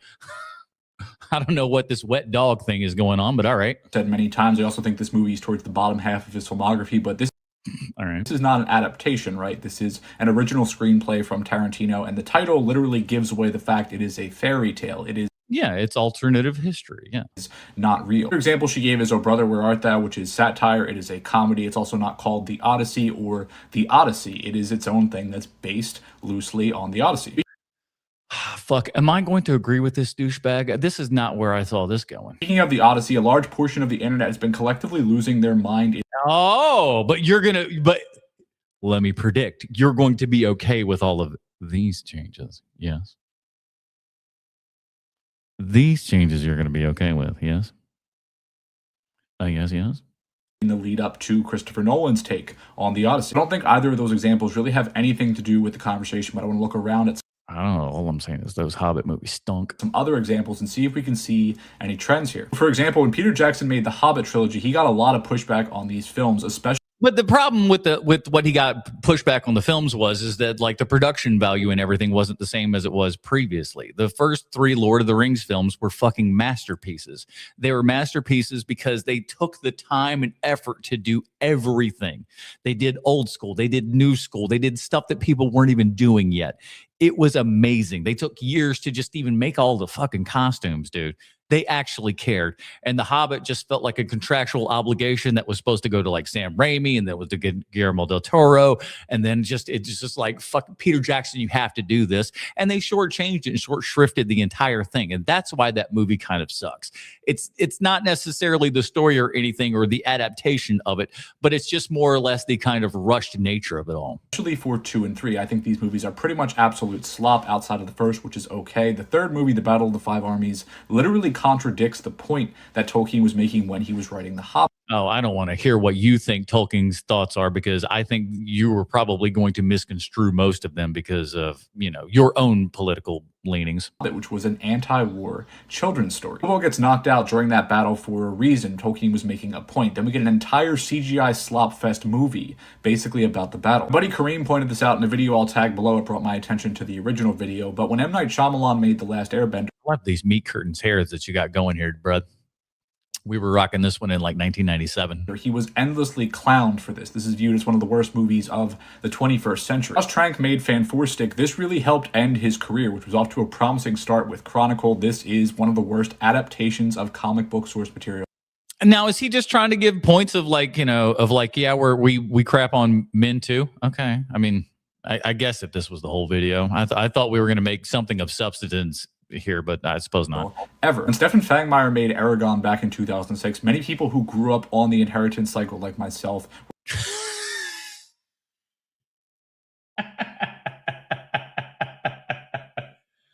my boy didn't have to go admit he's gay to everybody like that. We're incredibly excited for this. This is the only movie he ever directed. It was absolute slop. It got obliterated really by fans and critics. 2 years before Chris Weitz made Twilight New Moon, which ironically got panned by fans and critics alike, he directed The Golden Compass. That movie got all right reviews, I thought. I mean, it wasn't Narnia, but it wasn't like it wasn't good, but it wasn't the worst. Wrote this film as an adaptation of the 1995 And I don't read no books, so I couldn't tell you how good of an adaptation it was. Northern Lights novel. This thing got panned across the board because he missed a lot of the points of the story or dumbed them down. Chronicles of Narnia films from the early 2010s died when Michael Apted made The Voyage of the Dawn Treader, which was largely panned. I grew up on the Artemis Fowl books. In 2020, Kenneth Branagh. He grew up with the Artemis Fowls book. Again, this is why I can't take anything that this cat says. He's a wee little baby. Who I'm a huge fan of, adapted Artemis Fowl into a film. I believe it has a 1.9 on Letterboxd. Everyone did I see Artemis Fowl? It was like one when I was like working at the movie theater and like I saw a whole bunch of stuff, or maybe I even saw bits and pieces of the movie and stuff like that. And I think I saw it. I don't remember. Obliterated this thing. Columbus made The Lightning Thief back in 2010. Many people, including myself, complained about how bad of an adaptation this actually was. Dark Tower from 2017. These are just adaptations from books, and I hate to tell you, but that's like everything. It's got nothing to do with male or female. It's got to do with literary to movie translations. Like anybody can be guilty of this. Let's be honest. It's largely regarded as one of the biggest cinematic failures of the 21st century. You can put it in the same boat as Andrew Stanton's adaptation of A Princess of Mars, John Carter, which is a huge financial failure and was critically mocked. When Neil Berger made Divergent, it was heavily criticized. Divergent was okay. The first one was all right. The second one was pretty good. The third one was not great. But, it is what it is. Watchmen. I don't know. It feels like this motherfucker been cribbing off of what we've been talking about for the last week here over at HMP. Snyder is one of the most mocked directors alive. Back in 2009 when he made Watchmen. Watchmen's good, though. We talked about Watchmen, dude. Watchmen's good. Watchmen is as good as that movie could have been for the work that it was doing.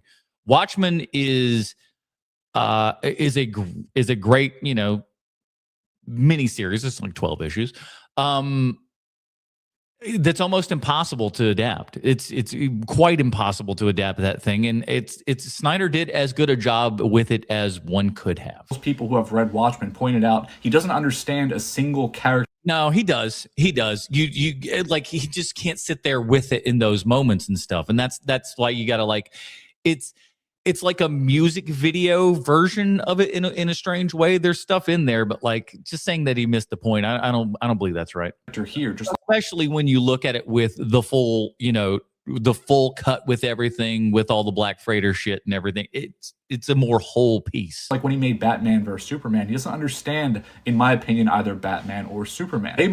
Now I'll agree with that statement. Anyone who criticizes Emerald Fennell as misogynistic is, in a word, lazy. Strange cognitive dissonance starts to appear when you think about the way that Fennell treats the character of Isabella, who is a domestic violence victim. He flees Heathcliff because he is a monster, but in Heathcliff, no one should. That's what I just fucking give me some Heathcliff in my veins. You know what I'm talking about?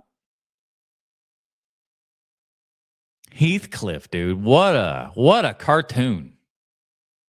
Wuthering Heights my ass. Give me that animated Heathcliff movie, but dog. Woo! In this story, she kind of likes how she's treated. She's just submissive and kinky, and she's played as an idiot and as a joke. Heathcliff's misogynistic reaction to facing rejection is to literally abuse another woman as part of a game. But this is softened and dumbed down in Emerald's version of the story. I really should put this MFers in here with him on double speed, because my God, homie is a slow slog of a talk. Story, which we apparently are not allowed to criticize. But the thesis doesn't really hold water because many people criticize Emerald in the same way they criticize her male counterpart, in my opinion. That is Osgood Perkins. Is Oz Perkins. Is Osgood Perkins acting in the thing? I don't know that. Is that a thing? Two Nepo babies who talk as if they are making the most important. Oh, fuck you. Not for nothing. And I'm not the biggest Osgood Perkins fan, but fuck you and any of the Nepo baby talk. That's like 99% of Nepo baby talk is motherfuckers who are just pissed off that they ain't got no famous parent. That's, it's like, if I had a famous parent, I'd be famous too. That's what you assholes think. That's why you hate Nepo babies, because you ain't one of them.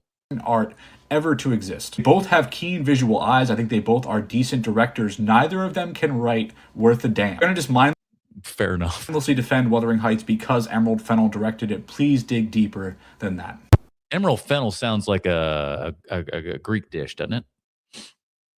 I didn't put a thing in there. All right, here we go. Hollywood cannot do a scene like this anymore. This is from the 1994 film True Lies. True Lies. I haven't seen True Lies in a good while. I kind of wanted to get that 4K and everything, but everybody said that the AI enhancements and stuff and digitalization of people's faces and whatnot were not super hot in that movie. Arnold Schwarzenegger action movie, and it's a scene where these fighter jets are trying to stop a truck that is carrying a nuclear bomb. Pretty cool. And they blow up the bridge. And I know what some of you are going to say. They do stuff like this all the time. In a Marvel movie, they'll blow up a whole city. But there's one huge, massive key difference, which is that this same scene today, not a single person in the audience would be thinking, how did they do that? No, because they would have just done it. Well, yeah, because they just did it back then. And today we would all just go, oh, that's CGI. That's correct. Because we would know how they did it. All of this would be in the computer. None of this would be real. Not the water, not the bridge, not the truck, not the explosions. It would just be a cutscene from a video game. A damn shame is what it is. We have gotten away from all of this stuff. This is why movies like Fast and the Furious and all this kind of stuff really don't end up working as you know, further away from the original stuff that you got, because we were not even with the first one that had a lot of CGI and shit in it. But you get to the point where you're not doing anything actually dangerous. There's no real stakes to anything. So when you're watching these chases, when you're watching these stunts, when you're watching these explosions, there's nothing to it. There's no weight. There's no there. When you were watching this in 1994, when you saw that bridge explode, and then you see this shot where these guys drive upon the broken bridge, and it's clear they're actually there. Then right after that, they do this stunt where they go sailing over the wreckage, and it really did seem like James Cameron just blew up a real bridge. They probably made the bridge, but yeah. What they or it was like one that was, doomed to destruction. Actually did was found a real life bridge that was under construction. There was a gap here, and then they dressed it up with a bunch of fake debris. They shot this stuff first, then they built a 100-foot-long miniature version of the bridge. And when I say miniature, and again, we want to, like you can remember and see a lot of stuff like this back on the television show Movie Magic. And let me know in the chat if you want me to do some more Movie Magic reactions from those episodes back in the day. Those were really fun to kind of watch and kind of break down what the old school special effects were like and why I feel like we should get back to more of that stuff. You can see them sitting on it up there. There they are wiring it up to explode. Then they had one shot to blow it up in a way that would perfectly match what they already had. And they specifically needed the truck to ramp up in the air like that. They had to blow it up just right so that part of the bridge. We used to be a society. We used to have to get nerds in here to blow stuff up and make it blow up in the right way. Come on, dude. Now we just have a nerd hit a button. It would come up and act. Nerds ain't the same, man. As a ramp. That's an actual physical model. There is literally no way to replicate today what we felt when we saw this back then. Because this was like watching a magician perform on stage.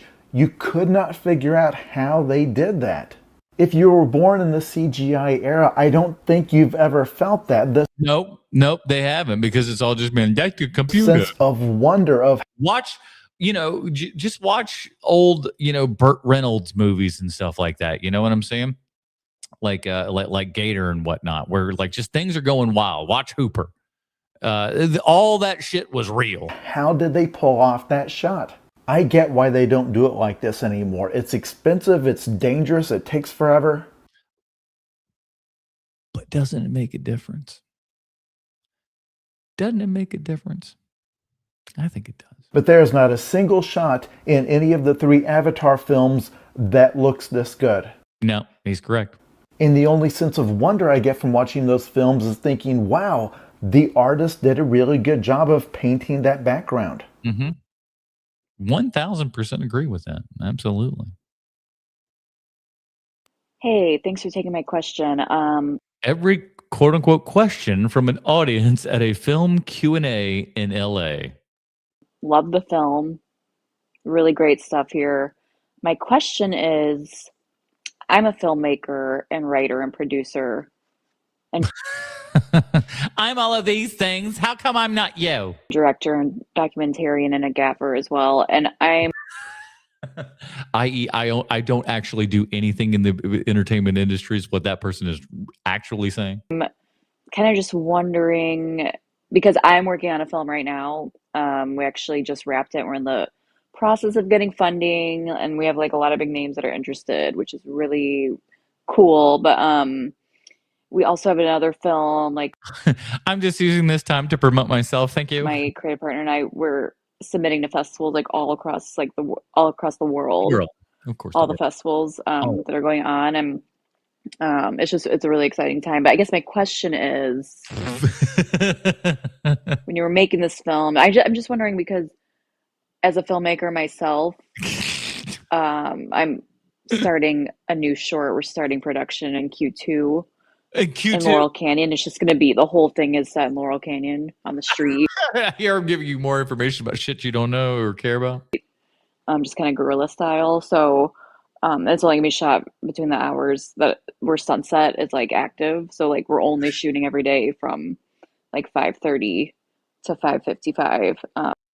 What are you talking about? Why say so much? Can we see the videos? Motherfucker, what are we doing? We're watching the videos. I'm talking far less on this one. So it's a really special project. But anyway, I guess my question is, how'd you guys come up with the title?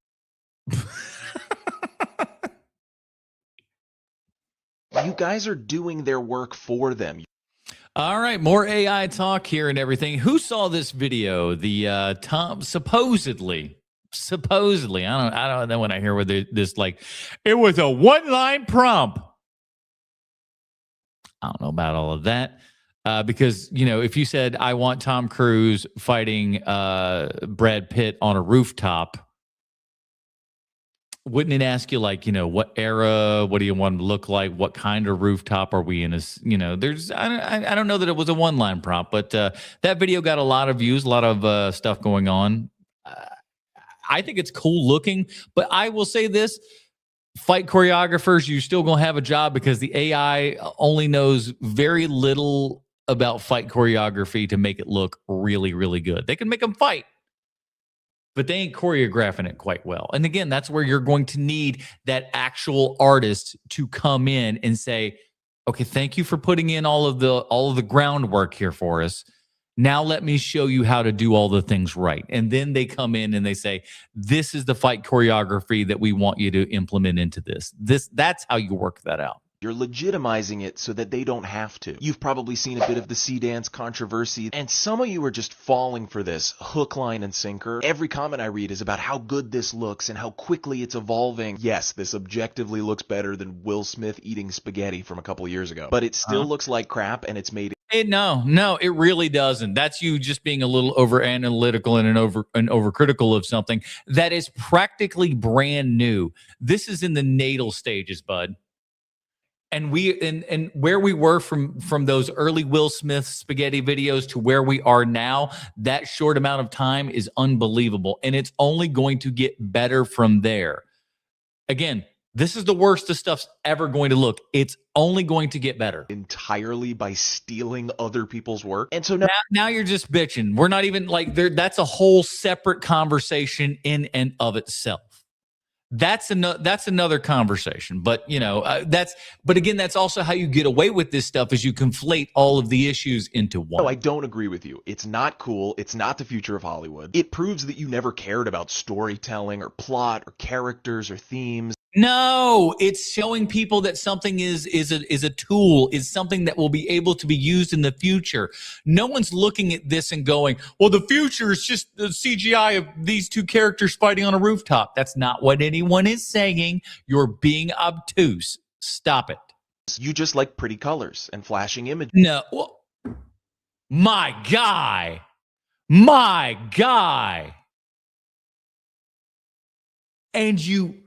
And you went to the wide angle to tell us this? This wide angle that puts this room into focus, and you have the gall to tell us that we like the bright and flashy things? My guy. My guy, what nerve? And your favorite characters swinging around hitting stuff. That's not why we go to the movies. No, it's not. And no one is saying it is. They're just saying, look at the things that I am aware of and the things that I know.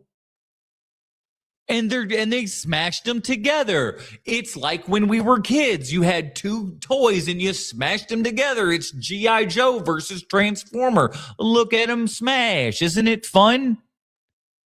That's what this is. That's the stage that we're at right now. No one's saying that this is what's going to take over cinema.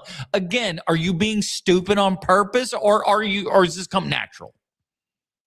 That's the icing on the cake. And these corporations are now trying to sell you factory-produced icing. Just eat it with a spoon. The corporations, motherfucker, these are done by people. Are people infringing on copyright, or are the studios doing it? You can't even make up your own mind. As much as you want. Don't worry about what's in it or where it came from. And instead of pushing back against that, you're doing the hard work for them. What does that even mean? Going in comment sections and legitimizing the whole thing like it's real, like it's art. This is ugly, offensive, and anti-human. And every time you make one of these little videos just for fun, or you go in a comment section mouthing off about how AI generated content is the future, those corporations. It's going to be. I mean, like, you can sit here and be locked into the past all you want, but like, things move in a direction, and you need to either learn to pivot or you're going to learn to die.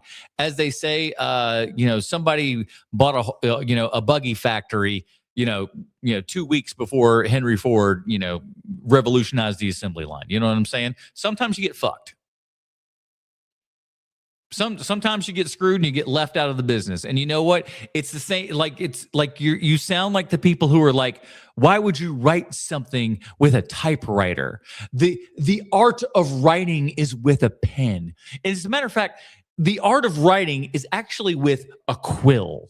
All right. If you're not writing with a quill, are you even really writing? That's what you sound like.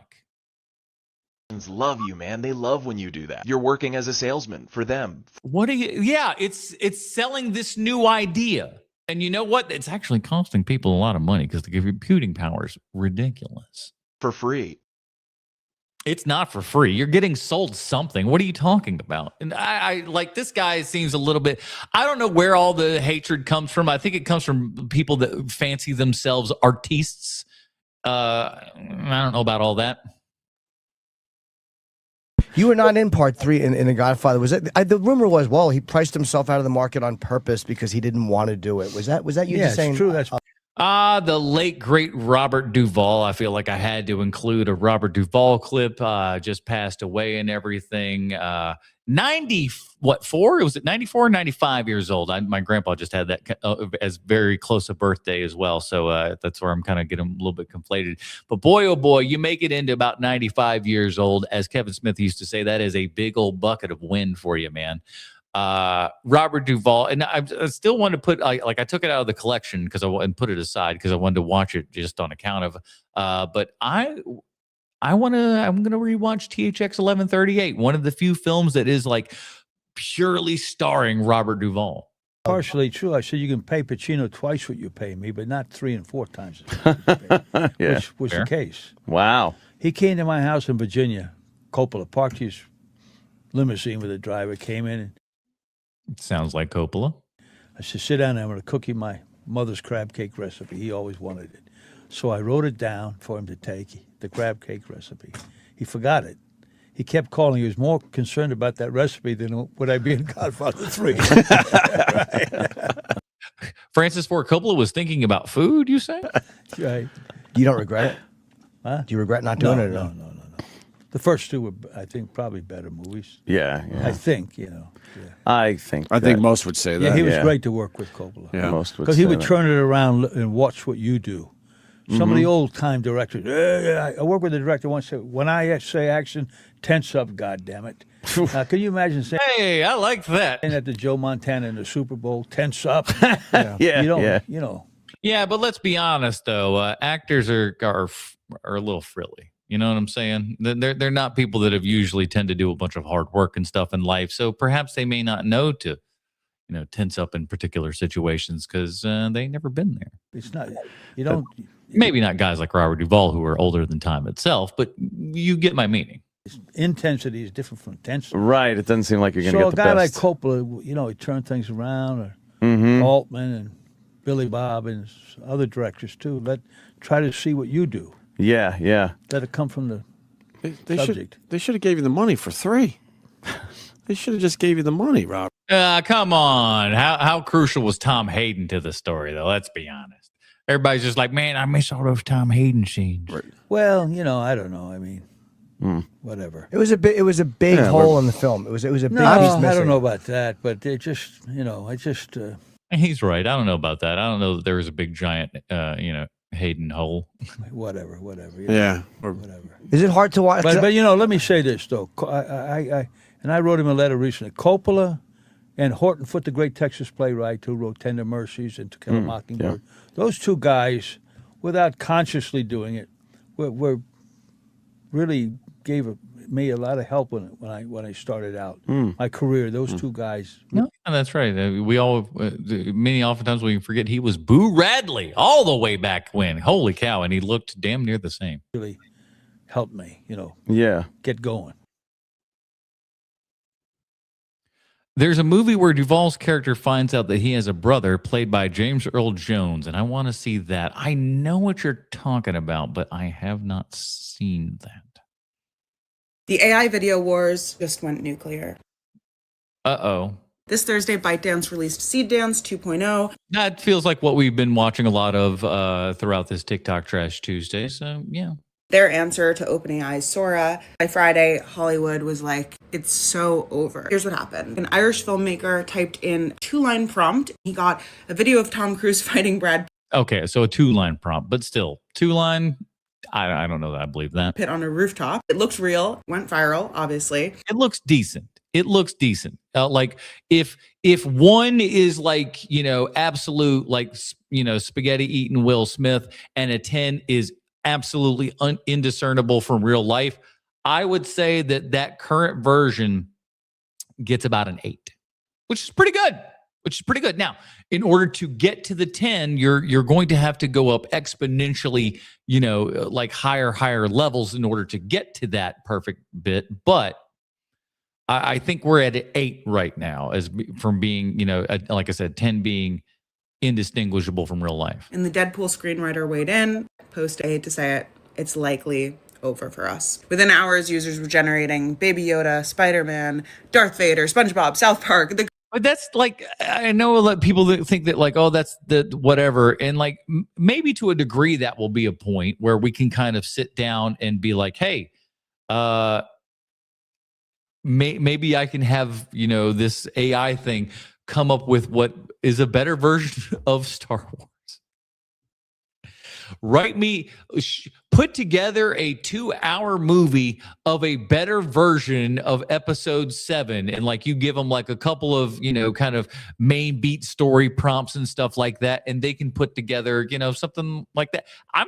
That's what they're afraid of, is coming up with a better idea than them and them not getting paid for it. That's the problem that they have. It's not that it's ruining creativity. It's ruining the money that's coming into their pockets. Godfather, all sorts of weird things in between. Here's the kicker. The space is crowded, right? OpenAI has Sora, Google has Veo, filmmakers use something called Runway for $12 a month, China has Kling. All of them have guardrails. Sora won't generate real celebrities, Runway won't touch copyrighted IP.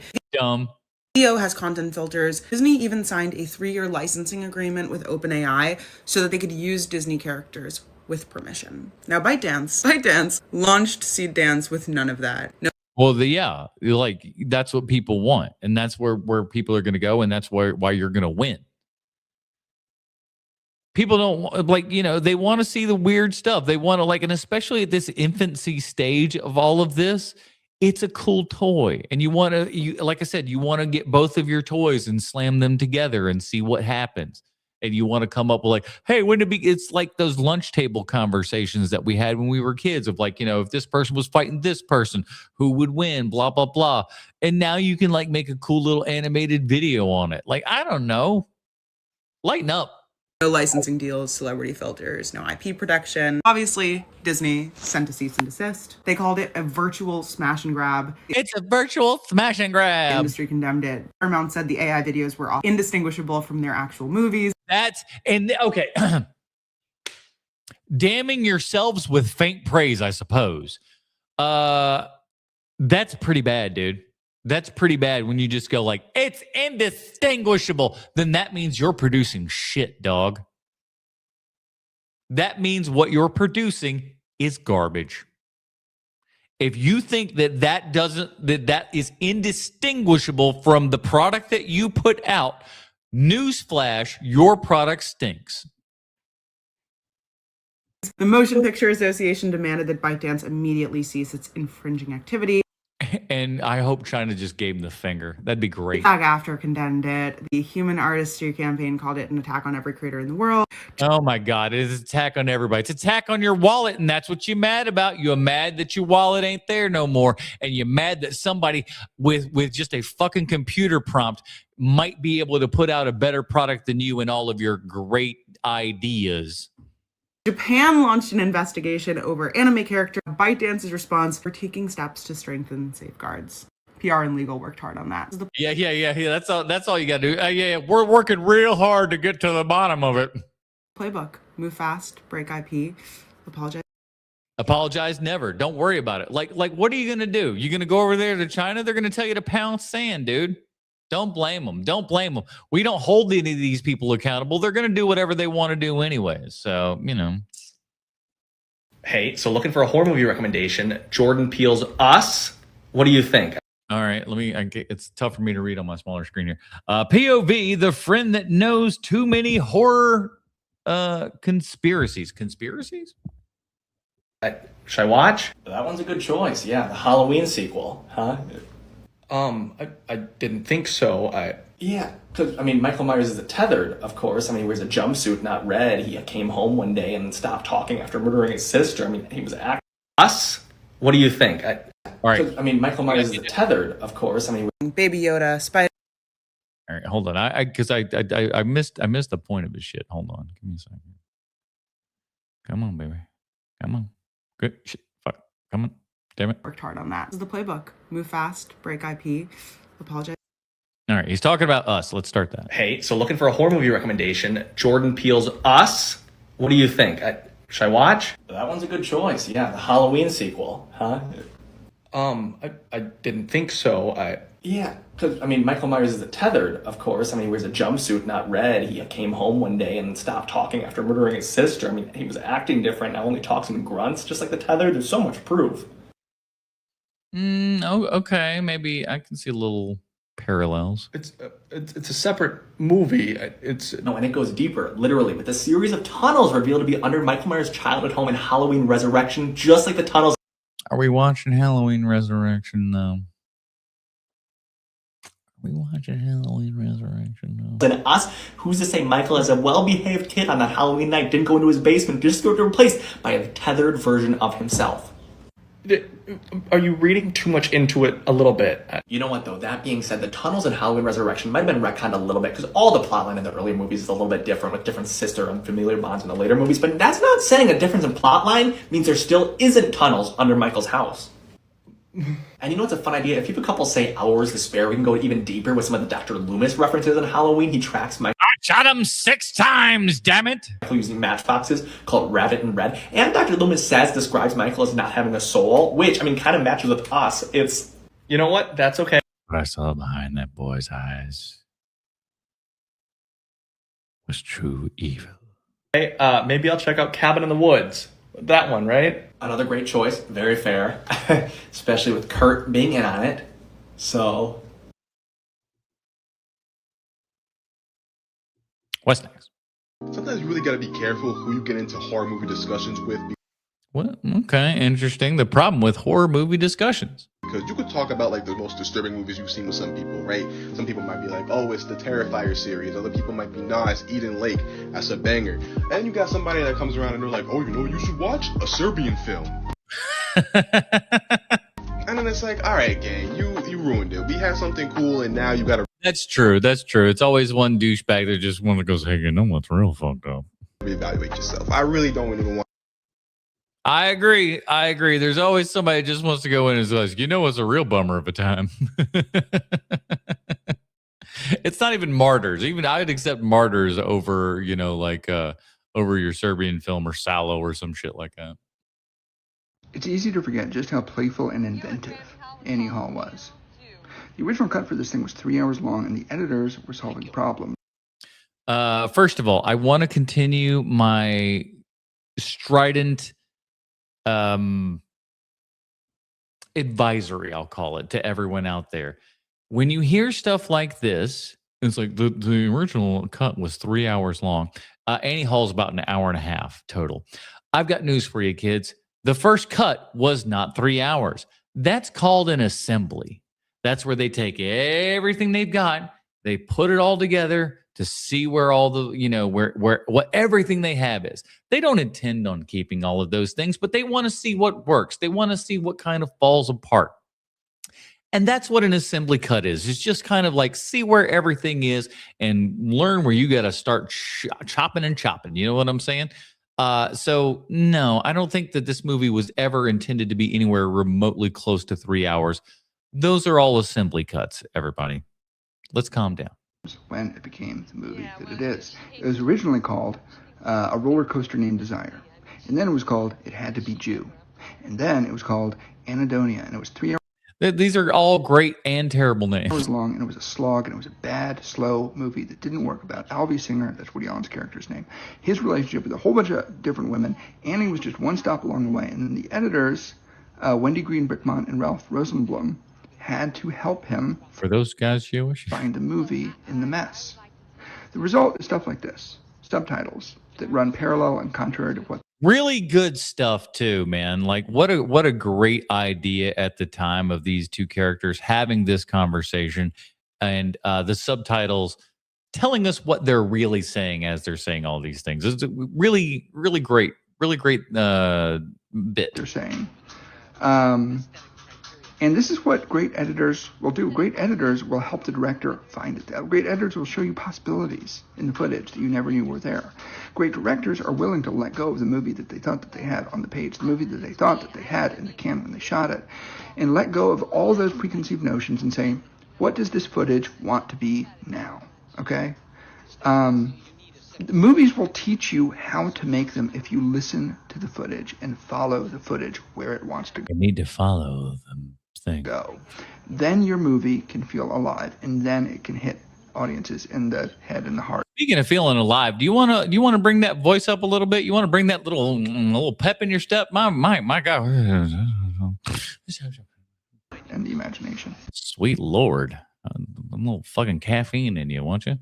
I love racism. Well, congratulations. You know what they say. Avenue Q says everyone's a little bit racist. It's fine. Just don't be an asshole about it. When the Hateful Eight leaked from Alcon Entertainment. How Hateful Eight, Quentin Tarantino, and the FBI inspired the screener. Had a watermark on it of an executive over there, and Quentin Tarantino called the FBI, and the FBI raided Alcon's offices, flak jackets, stole hard drives, took everything, seized everything, and I was just like, what is that day at work like? And so we wrote this thing about a screener leaking. It's the worst nightmare of a filmmaker and many people in the film industry. You remember when they leaked that X-Men bit with or from the Wolverine movie with the horrible Deadpool, and everybody was just like, well, this is DOA, and it wasn't. It still made some money, but And I thought, well, let's do it. Nobody else in Hollywood would do it. We're independent. We should do the thing that you can't do on TV. And it also made us go under the hood and look into more of this stuff. And it's rampant and it's everywhere. And it's interesting. And it's not talked about. Basically, everybody that we talked to confirmed a lot of the crime, the kind of white-collar crime that is taking place in some of these places. And then we talked to people in law enforcement, and they were like, oh, yeah, you could prosecute that very quickly. And it was like, oh, they were like, if this is all real, like 100%. And that's very funny case to us. Like, there's something interesting about independent filmmakers making something about independent film absolutely devastating all of the cheesy bullshit that we all have to live through in the tower that is Hollywood. All right. Interesting. In that scene, I improvised. I shot Marvin. What I asked permission to say is, could I just say I shot Marvin in the face? In the original script, John shot the kid in the back seat in the throat. So he's I don't know that I've heard this. Choking on the bullet while we're having this argument. And I knew the way I would say it. Which is kind of a cool idea when you think about it. It's like you shot him and like they're having this argument of whether or not how the gun actually went off while this guy's right in the back. I think that's fun. That's a great idea.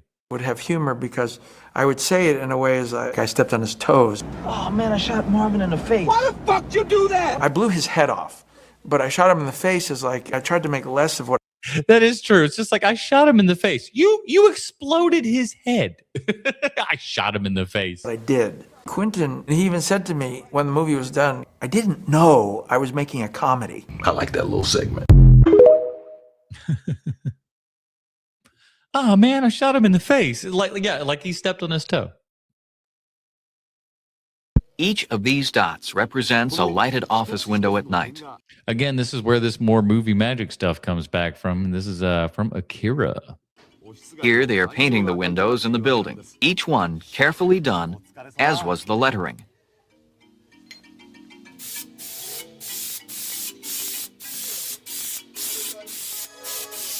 Even the commercials appearing on the TV monitors were precisely drawn. What a job. It requires a great deal of precision and fine work to express the vastness of the city. That's some fine work, boys. Fine work.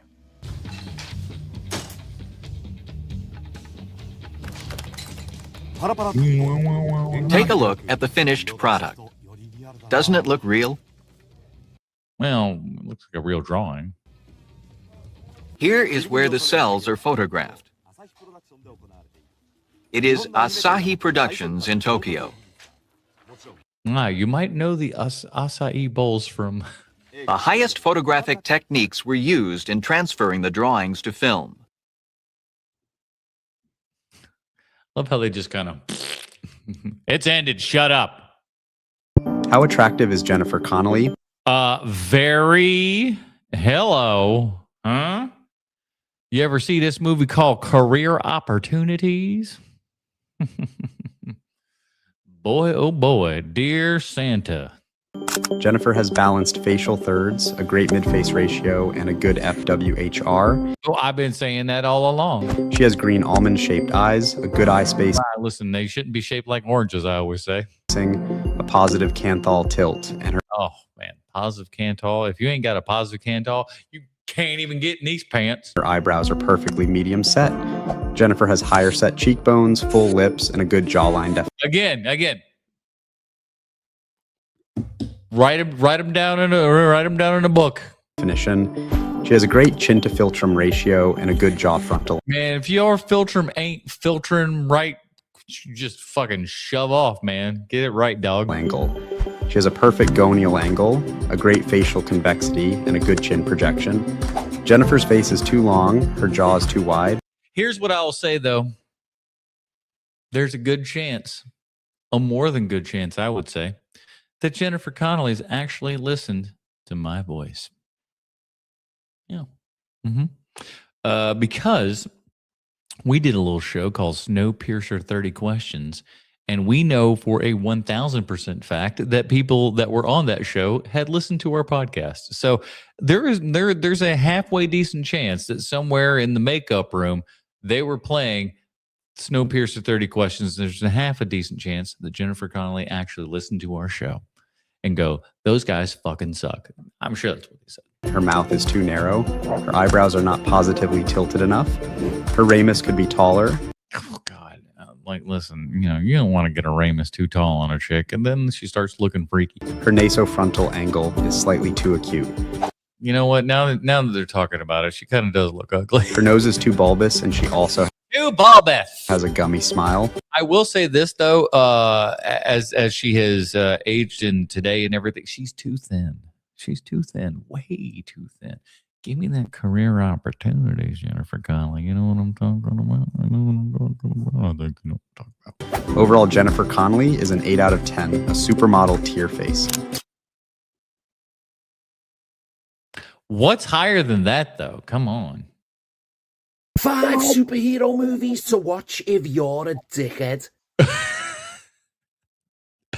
As somebody who reviewed superhero movies for over a decade on the internet, I feel like I'm halfway qualified to talk about these and whether or not I think that they are movies for dickheads. And I guess as I've probably seen them all. We did 800 something episodes. Man of Steel is a CGI monstrosity that left me feeling like I was having a migraine with my head in a cement mixer. It's okay. That's fair. It's not the worst movie in the world, but it's not great. Horribly color-graded piece of shit alien invasion movie where Superman is a symbol of death, misery, and total destruction. Shite. Watching the Green Lantern is like having... Oh, man. A DC hater. I'm on board. Every knobhead that you've ever met in your life fired at you at once from a cannon. Shite. Ant-Man Quantum Mania is a symbol of every...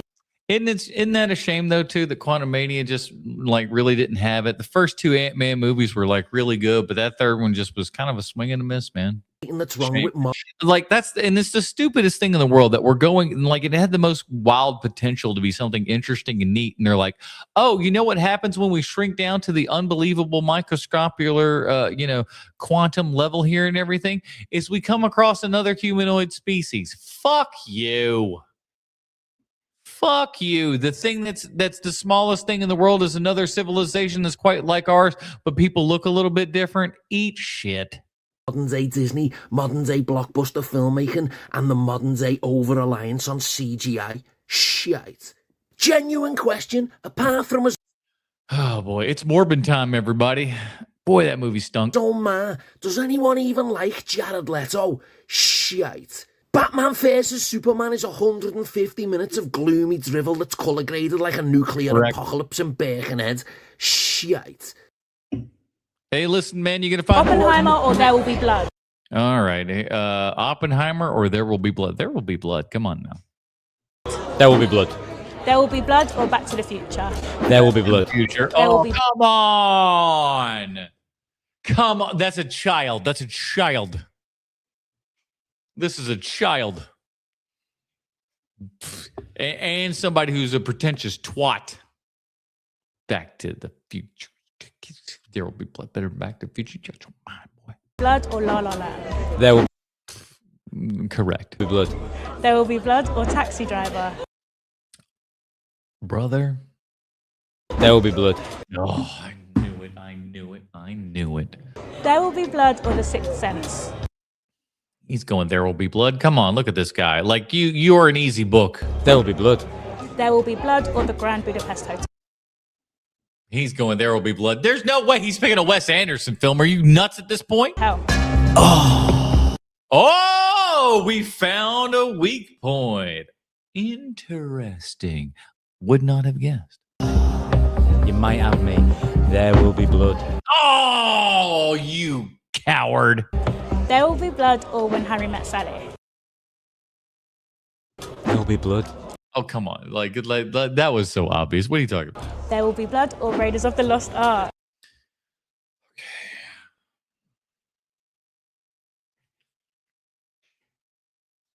I have to prepare. I have to prepare. There's no way. There's no way that this guy says There Will Be Blood over Raiders of the Lost Ark. No, there's no chance. There's no chance this happens. There Will Be Blood. Fuck you. Get out of here. Now you're just being an idiot. There Will Be Blood or Moonlight? No one's seen Moonlight, but if you don't answer, you're a homophobe. So, ball's in your court, player. There will be blood. All right. Well, somebody hates the gays. There Will Be Blood or The Lord of the Rings, The Fellowship of the Ring. Oh, no way. Is that the last one? No, not last one. Oh, no way. Bitch, if you don't say The Lord of the Rings is better than There Will Be Blood, I am going to jump through the internet and pummel you. Why did you do that to me? Which You look like a hobbit, for Christ's sake. hat do I put on? My life hat or my... Oh, no. I can't answer that. Answer it, you coward. Fellowship of the Ring. Fellowship of the Ring or Lawrence of Arabia. Well, Fellowship of the Ring. Lawrence of Arabia is fine. I have it on 4K. It's a fine film. Lord of the Rings every day. Come on. Fellowship of the Ring. Fellowship. All right. At least he didn't, he thought for a second. He's just like, should I be pretentious? Peter O'Toole, after all. Of the Ring or Parasite. Come on. If you don't say Lord of the Rings, Parasite's a fine film. A fine film. Is it Lord of the Rings? Fuck no. Fellowship of the Ring. Thank you. Oh, God. Fellowship of the Ring or 2001: A Space Odyssey. Ooh, that's rough. But I listen, as much as I love 2001, I'm going Lord of the Rings. Odyssey. Fellowship of the Ring. Okay, so you got Lord of the Rings, Fellowship of the Ring. You happy? All right, listen, I'm not mad at it. I was afraid that we were going down a route there. There were some wild answers. We were on a bit of a roller coaster, but we ended up on home base, and that's all that matters. No, I don't know if it should. There will be blood is one of my. It's just pet. No shit, you are on that one like white on right.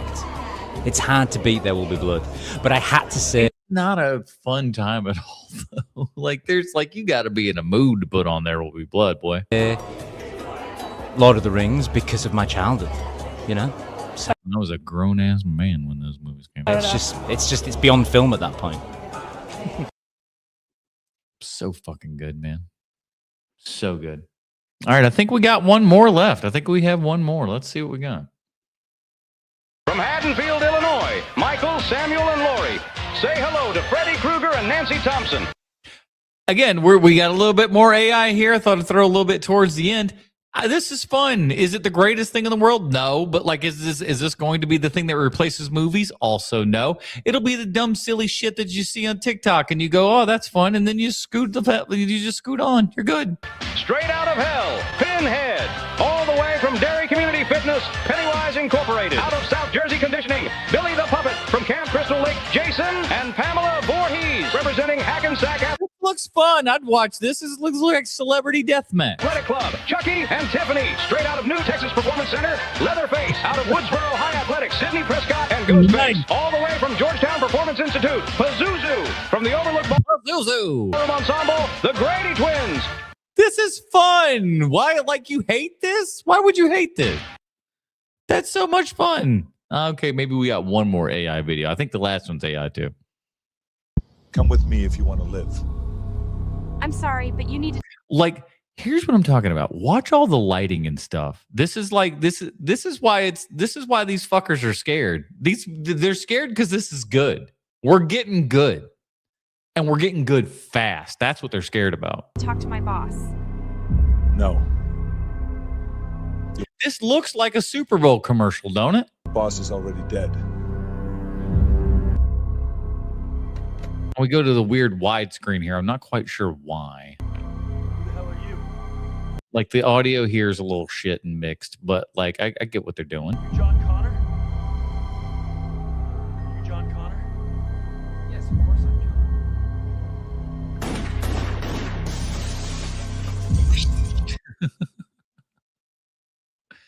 Listen, man. AI's here whether you like it or not, so you can get on board and enjoy it or just, piss and shit your pants and have pissy, shitty pants, I suppose. There should have been more blood. There should have been more blood when Harry met Sally. I think I understand what you're saying. That is it, everybody. We did it. We had another TikTok Trash Tuesday going in the books here. I had a good time. I hope you did too. About 2.5 hours here. We had a good bit of people coming through, and we always like that. And that stuff helps out by you guys liking, subscribing, and do all the bell notifications. So when we do the live shows, you can be in on those things, man. Because we do them. We do the live shows, and we do all of those shows on Sunday at 8 p.m. Eastern. This week we'll be talking Sleepless in Seattle because it is rom-tom month over here. The month of February, we're talking romantic comedies with one Tom Hanks, the guy who's got the biggest hands in the game. So do check us out there on Sunday evening. Bring back more movie magic videos. All right. I want to wait until April, actually, before I start doing that, just on account of I'm on the one strike right now because of New Year's Eve and all of those videos. When you try to stream a 101-year-old film and YouTube goes, you can't do that. And I'm like, well, why not? This is 101 years old. How is this? What are you talking about? And then you're like, strike. So maybe once that strike is gone, I'll revive that series and stuff like that. So the strike is there. I still have the strike. The strike goes away in like 3 months. So once the strike disappears, then I'll have a little bit. And I've never got any problems, any pushback from the movie magic stuff in the past. I just don't want to push another, band right off the bat. You know what I'm saying? We don't need to be getting into those areas. I was already pissed that I missed that, that one episode, 1 week live and everything there. So anyways, thanks again, you guys. Thanks again to all the people that support the show, patreon.com/HMP. You're amazing. We love you, love you, love you. And that'll be it. Now we'll see you guys on Tuesday. I'll just play my theme. Why not? See you next time, everybody.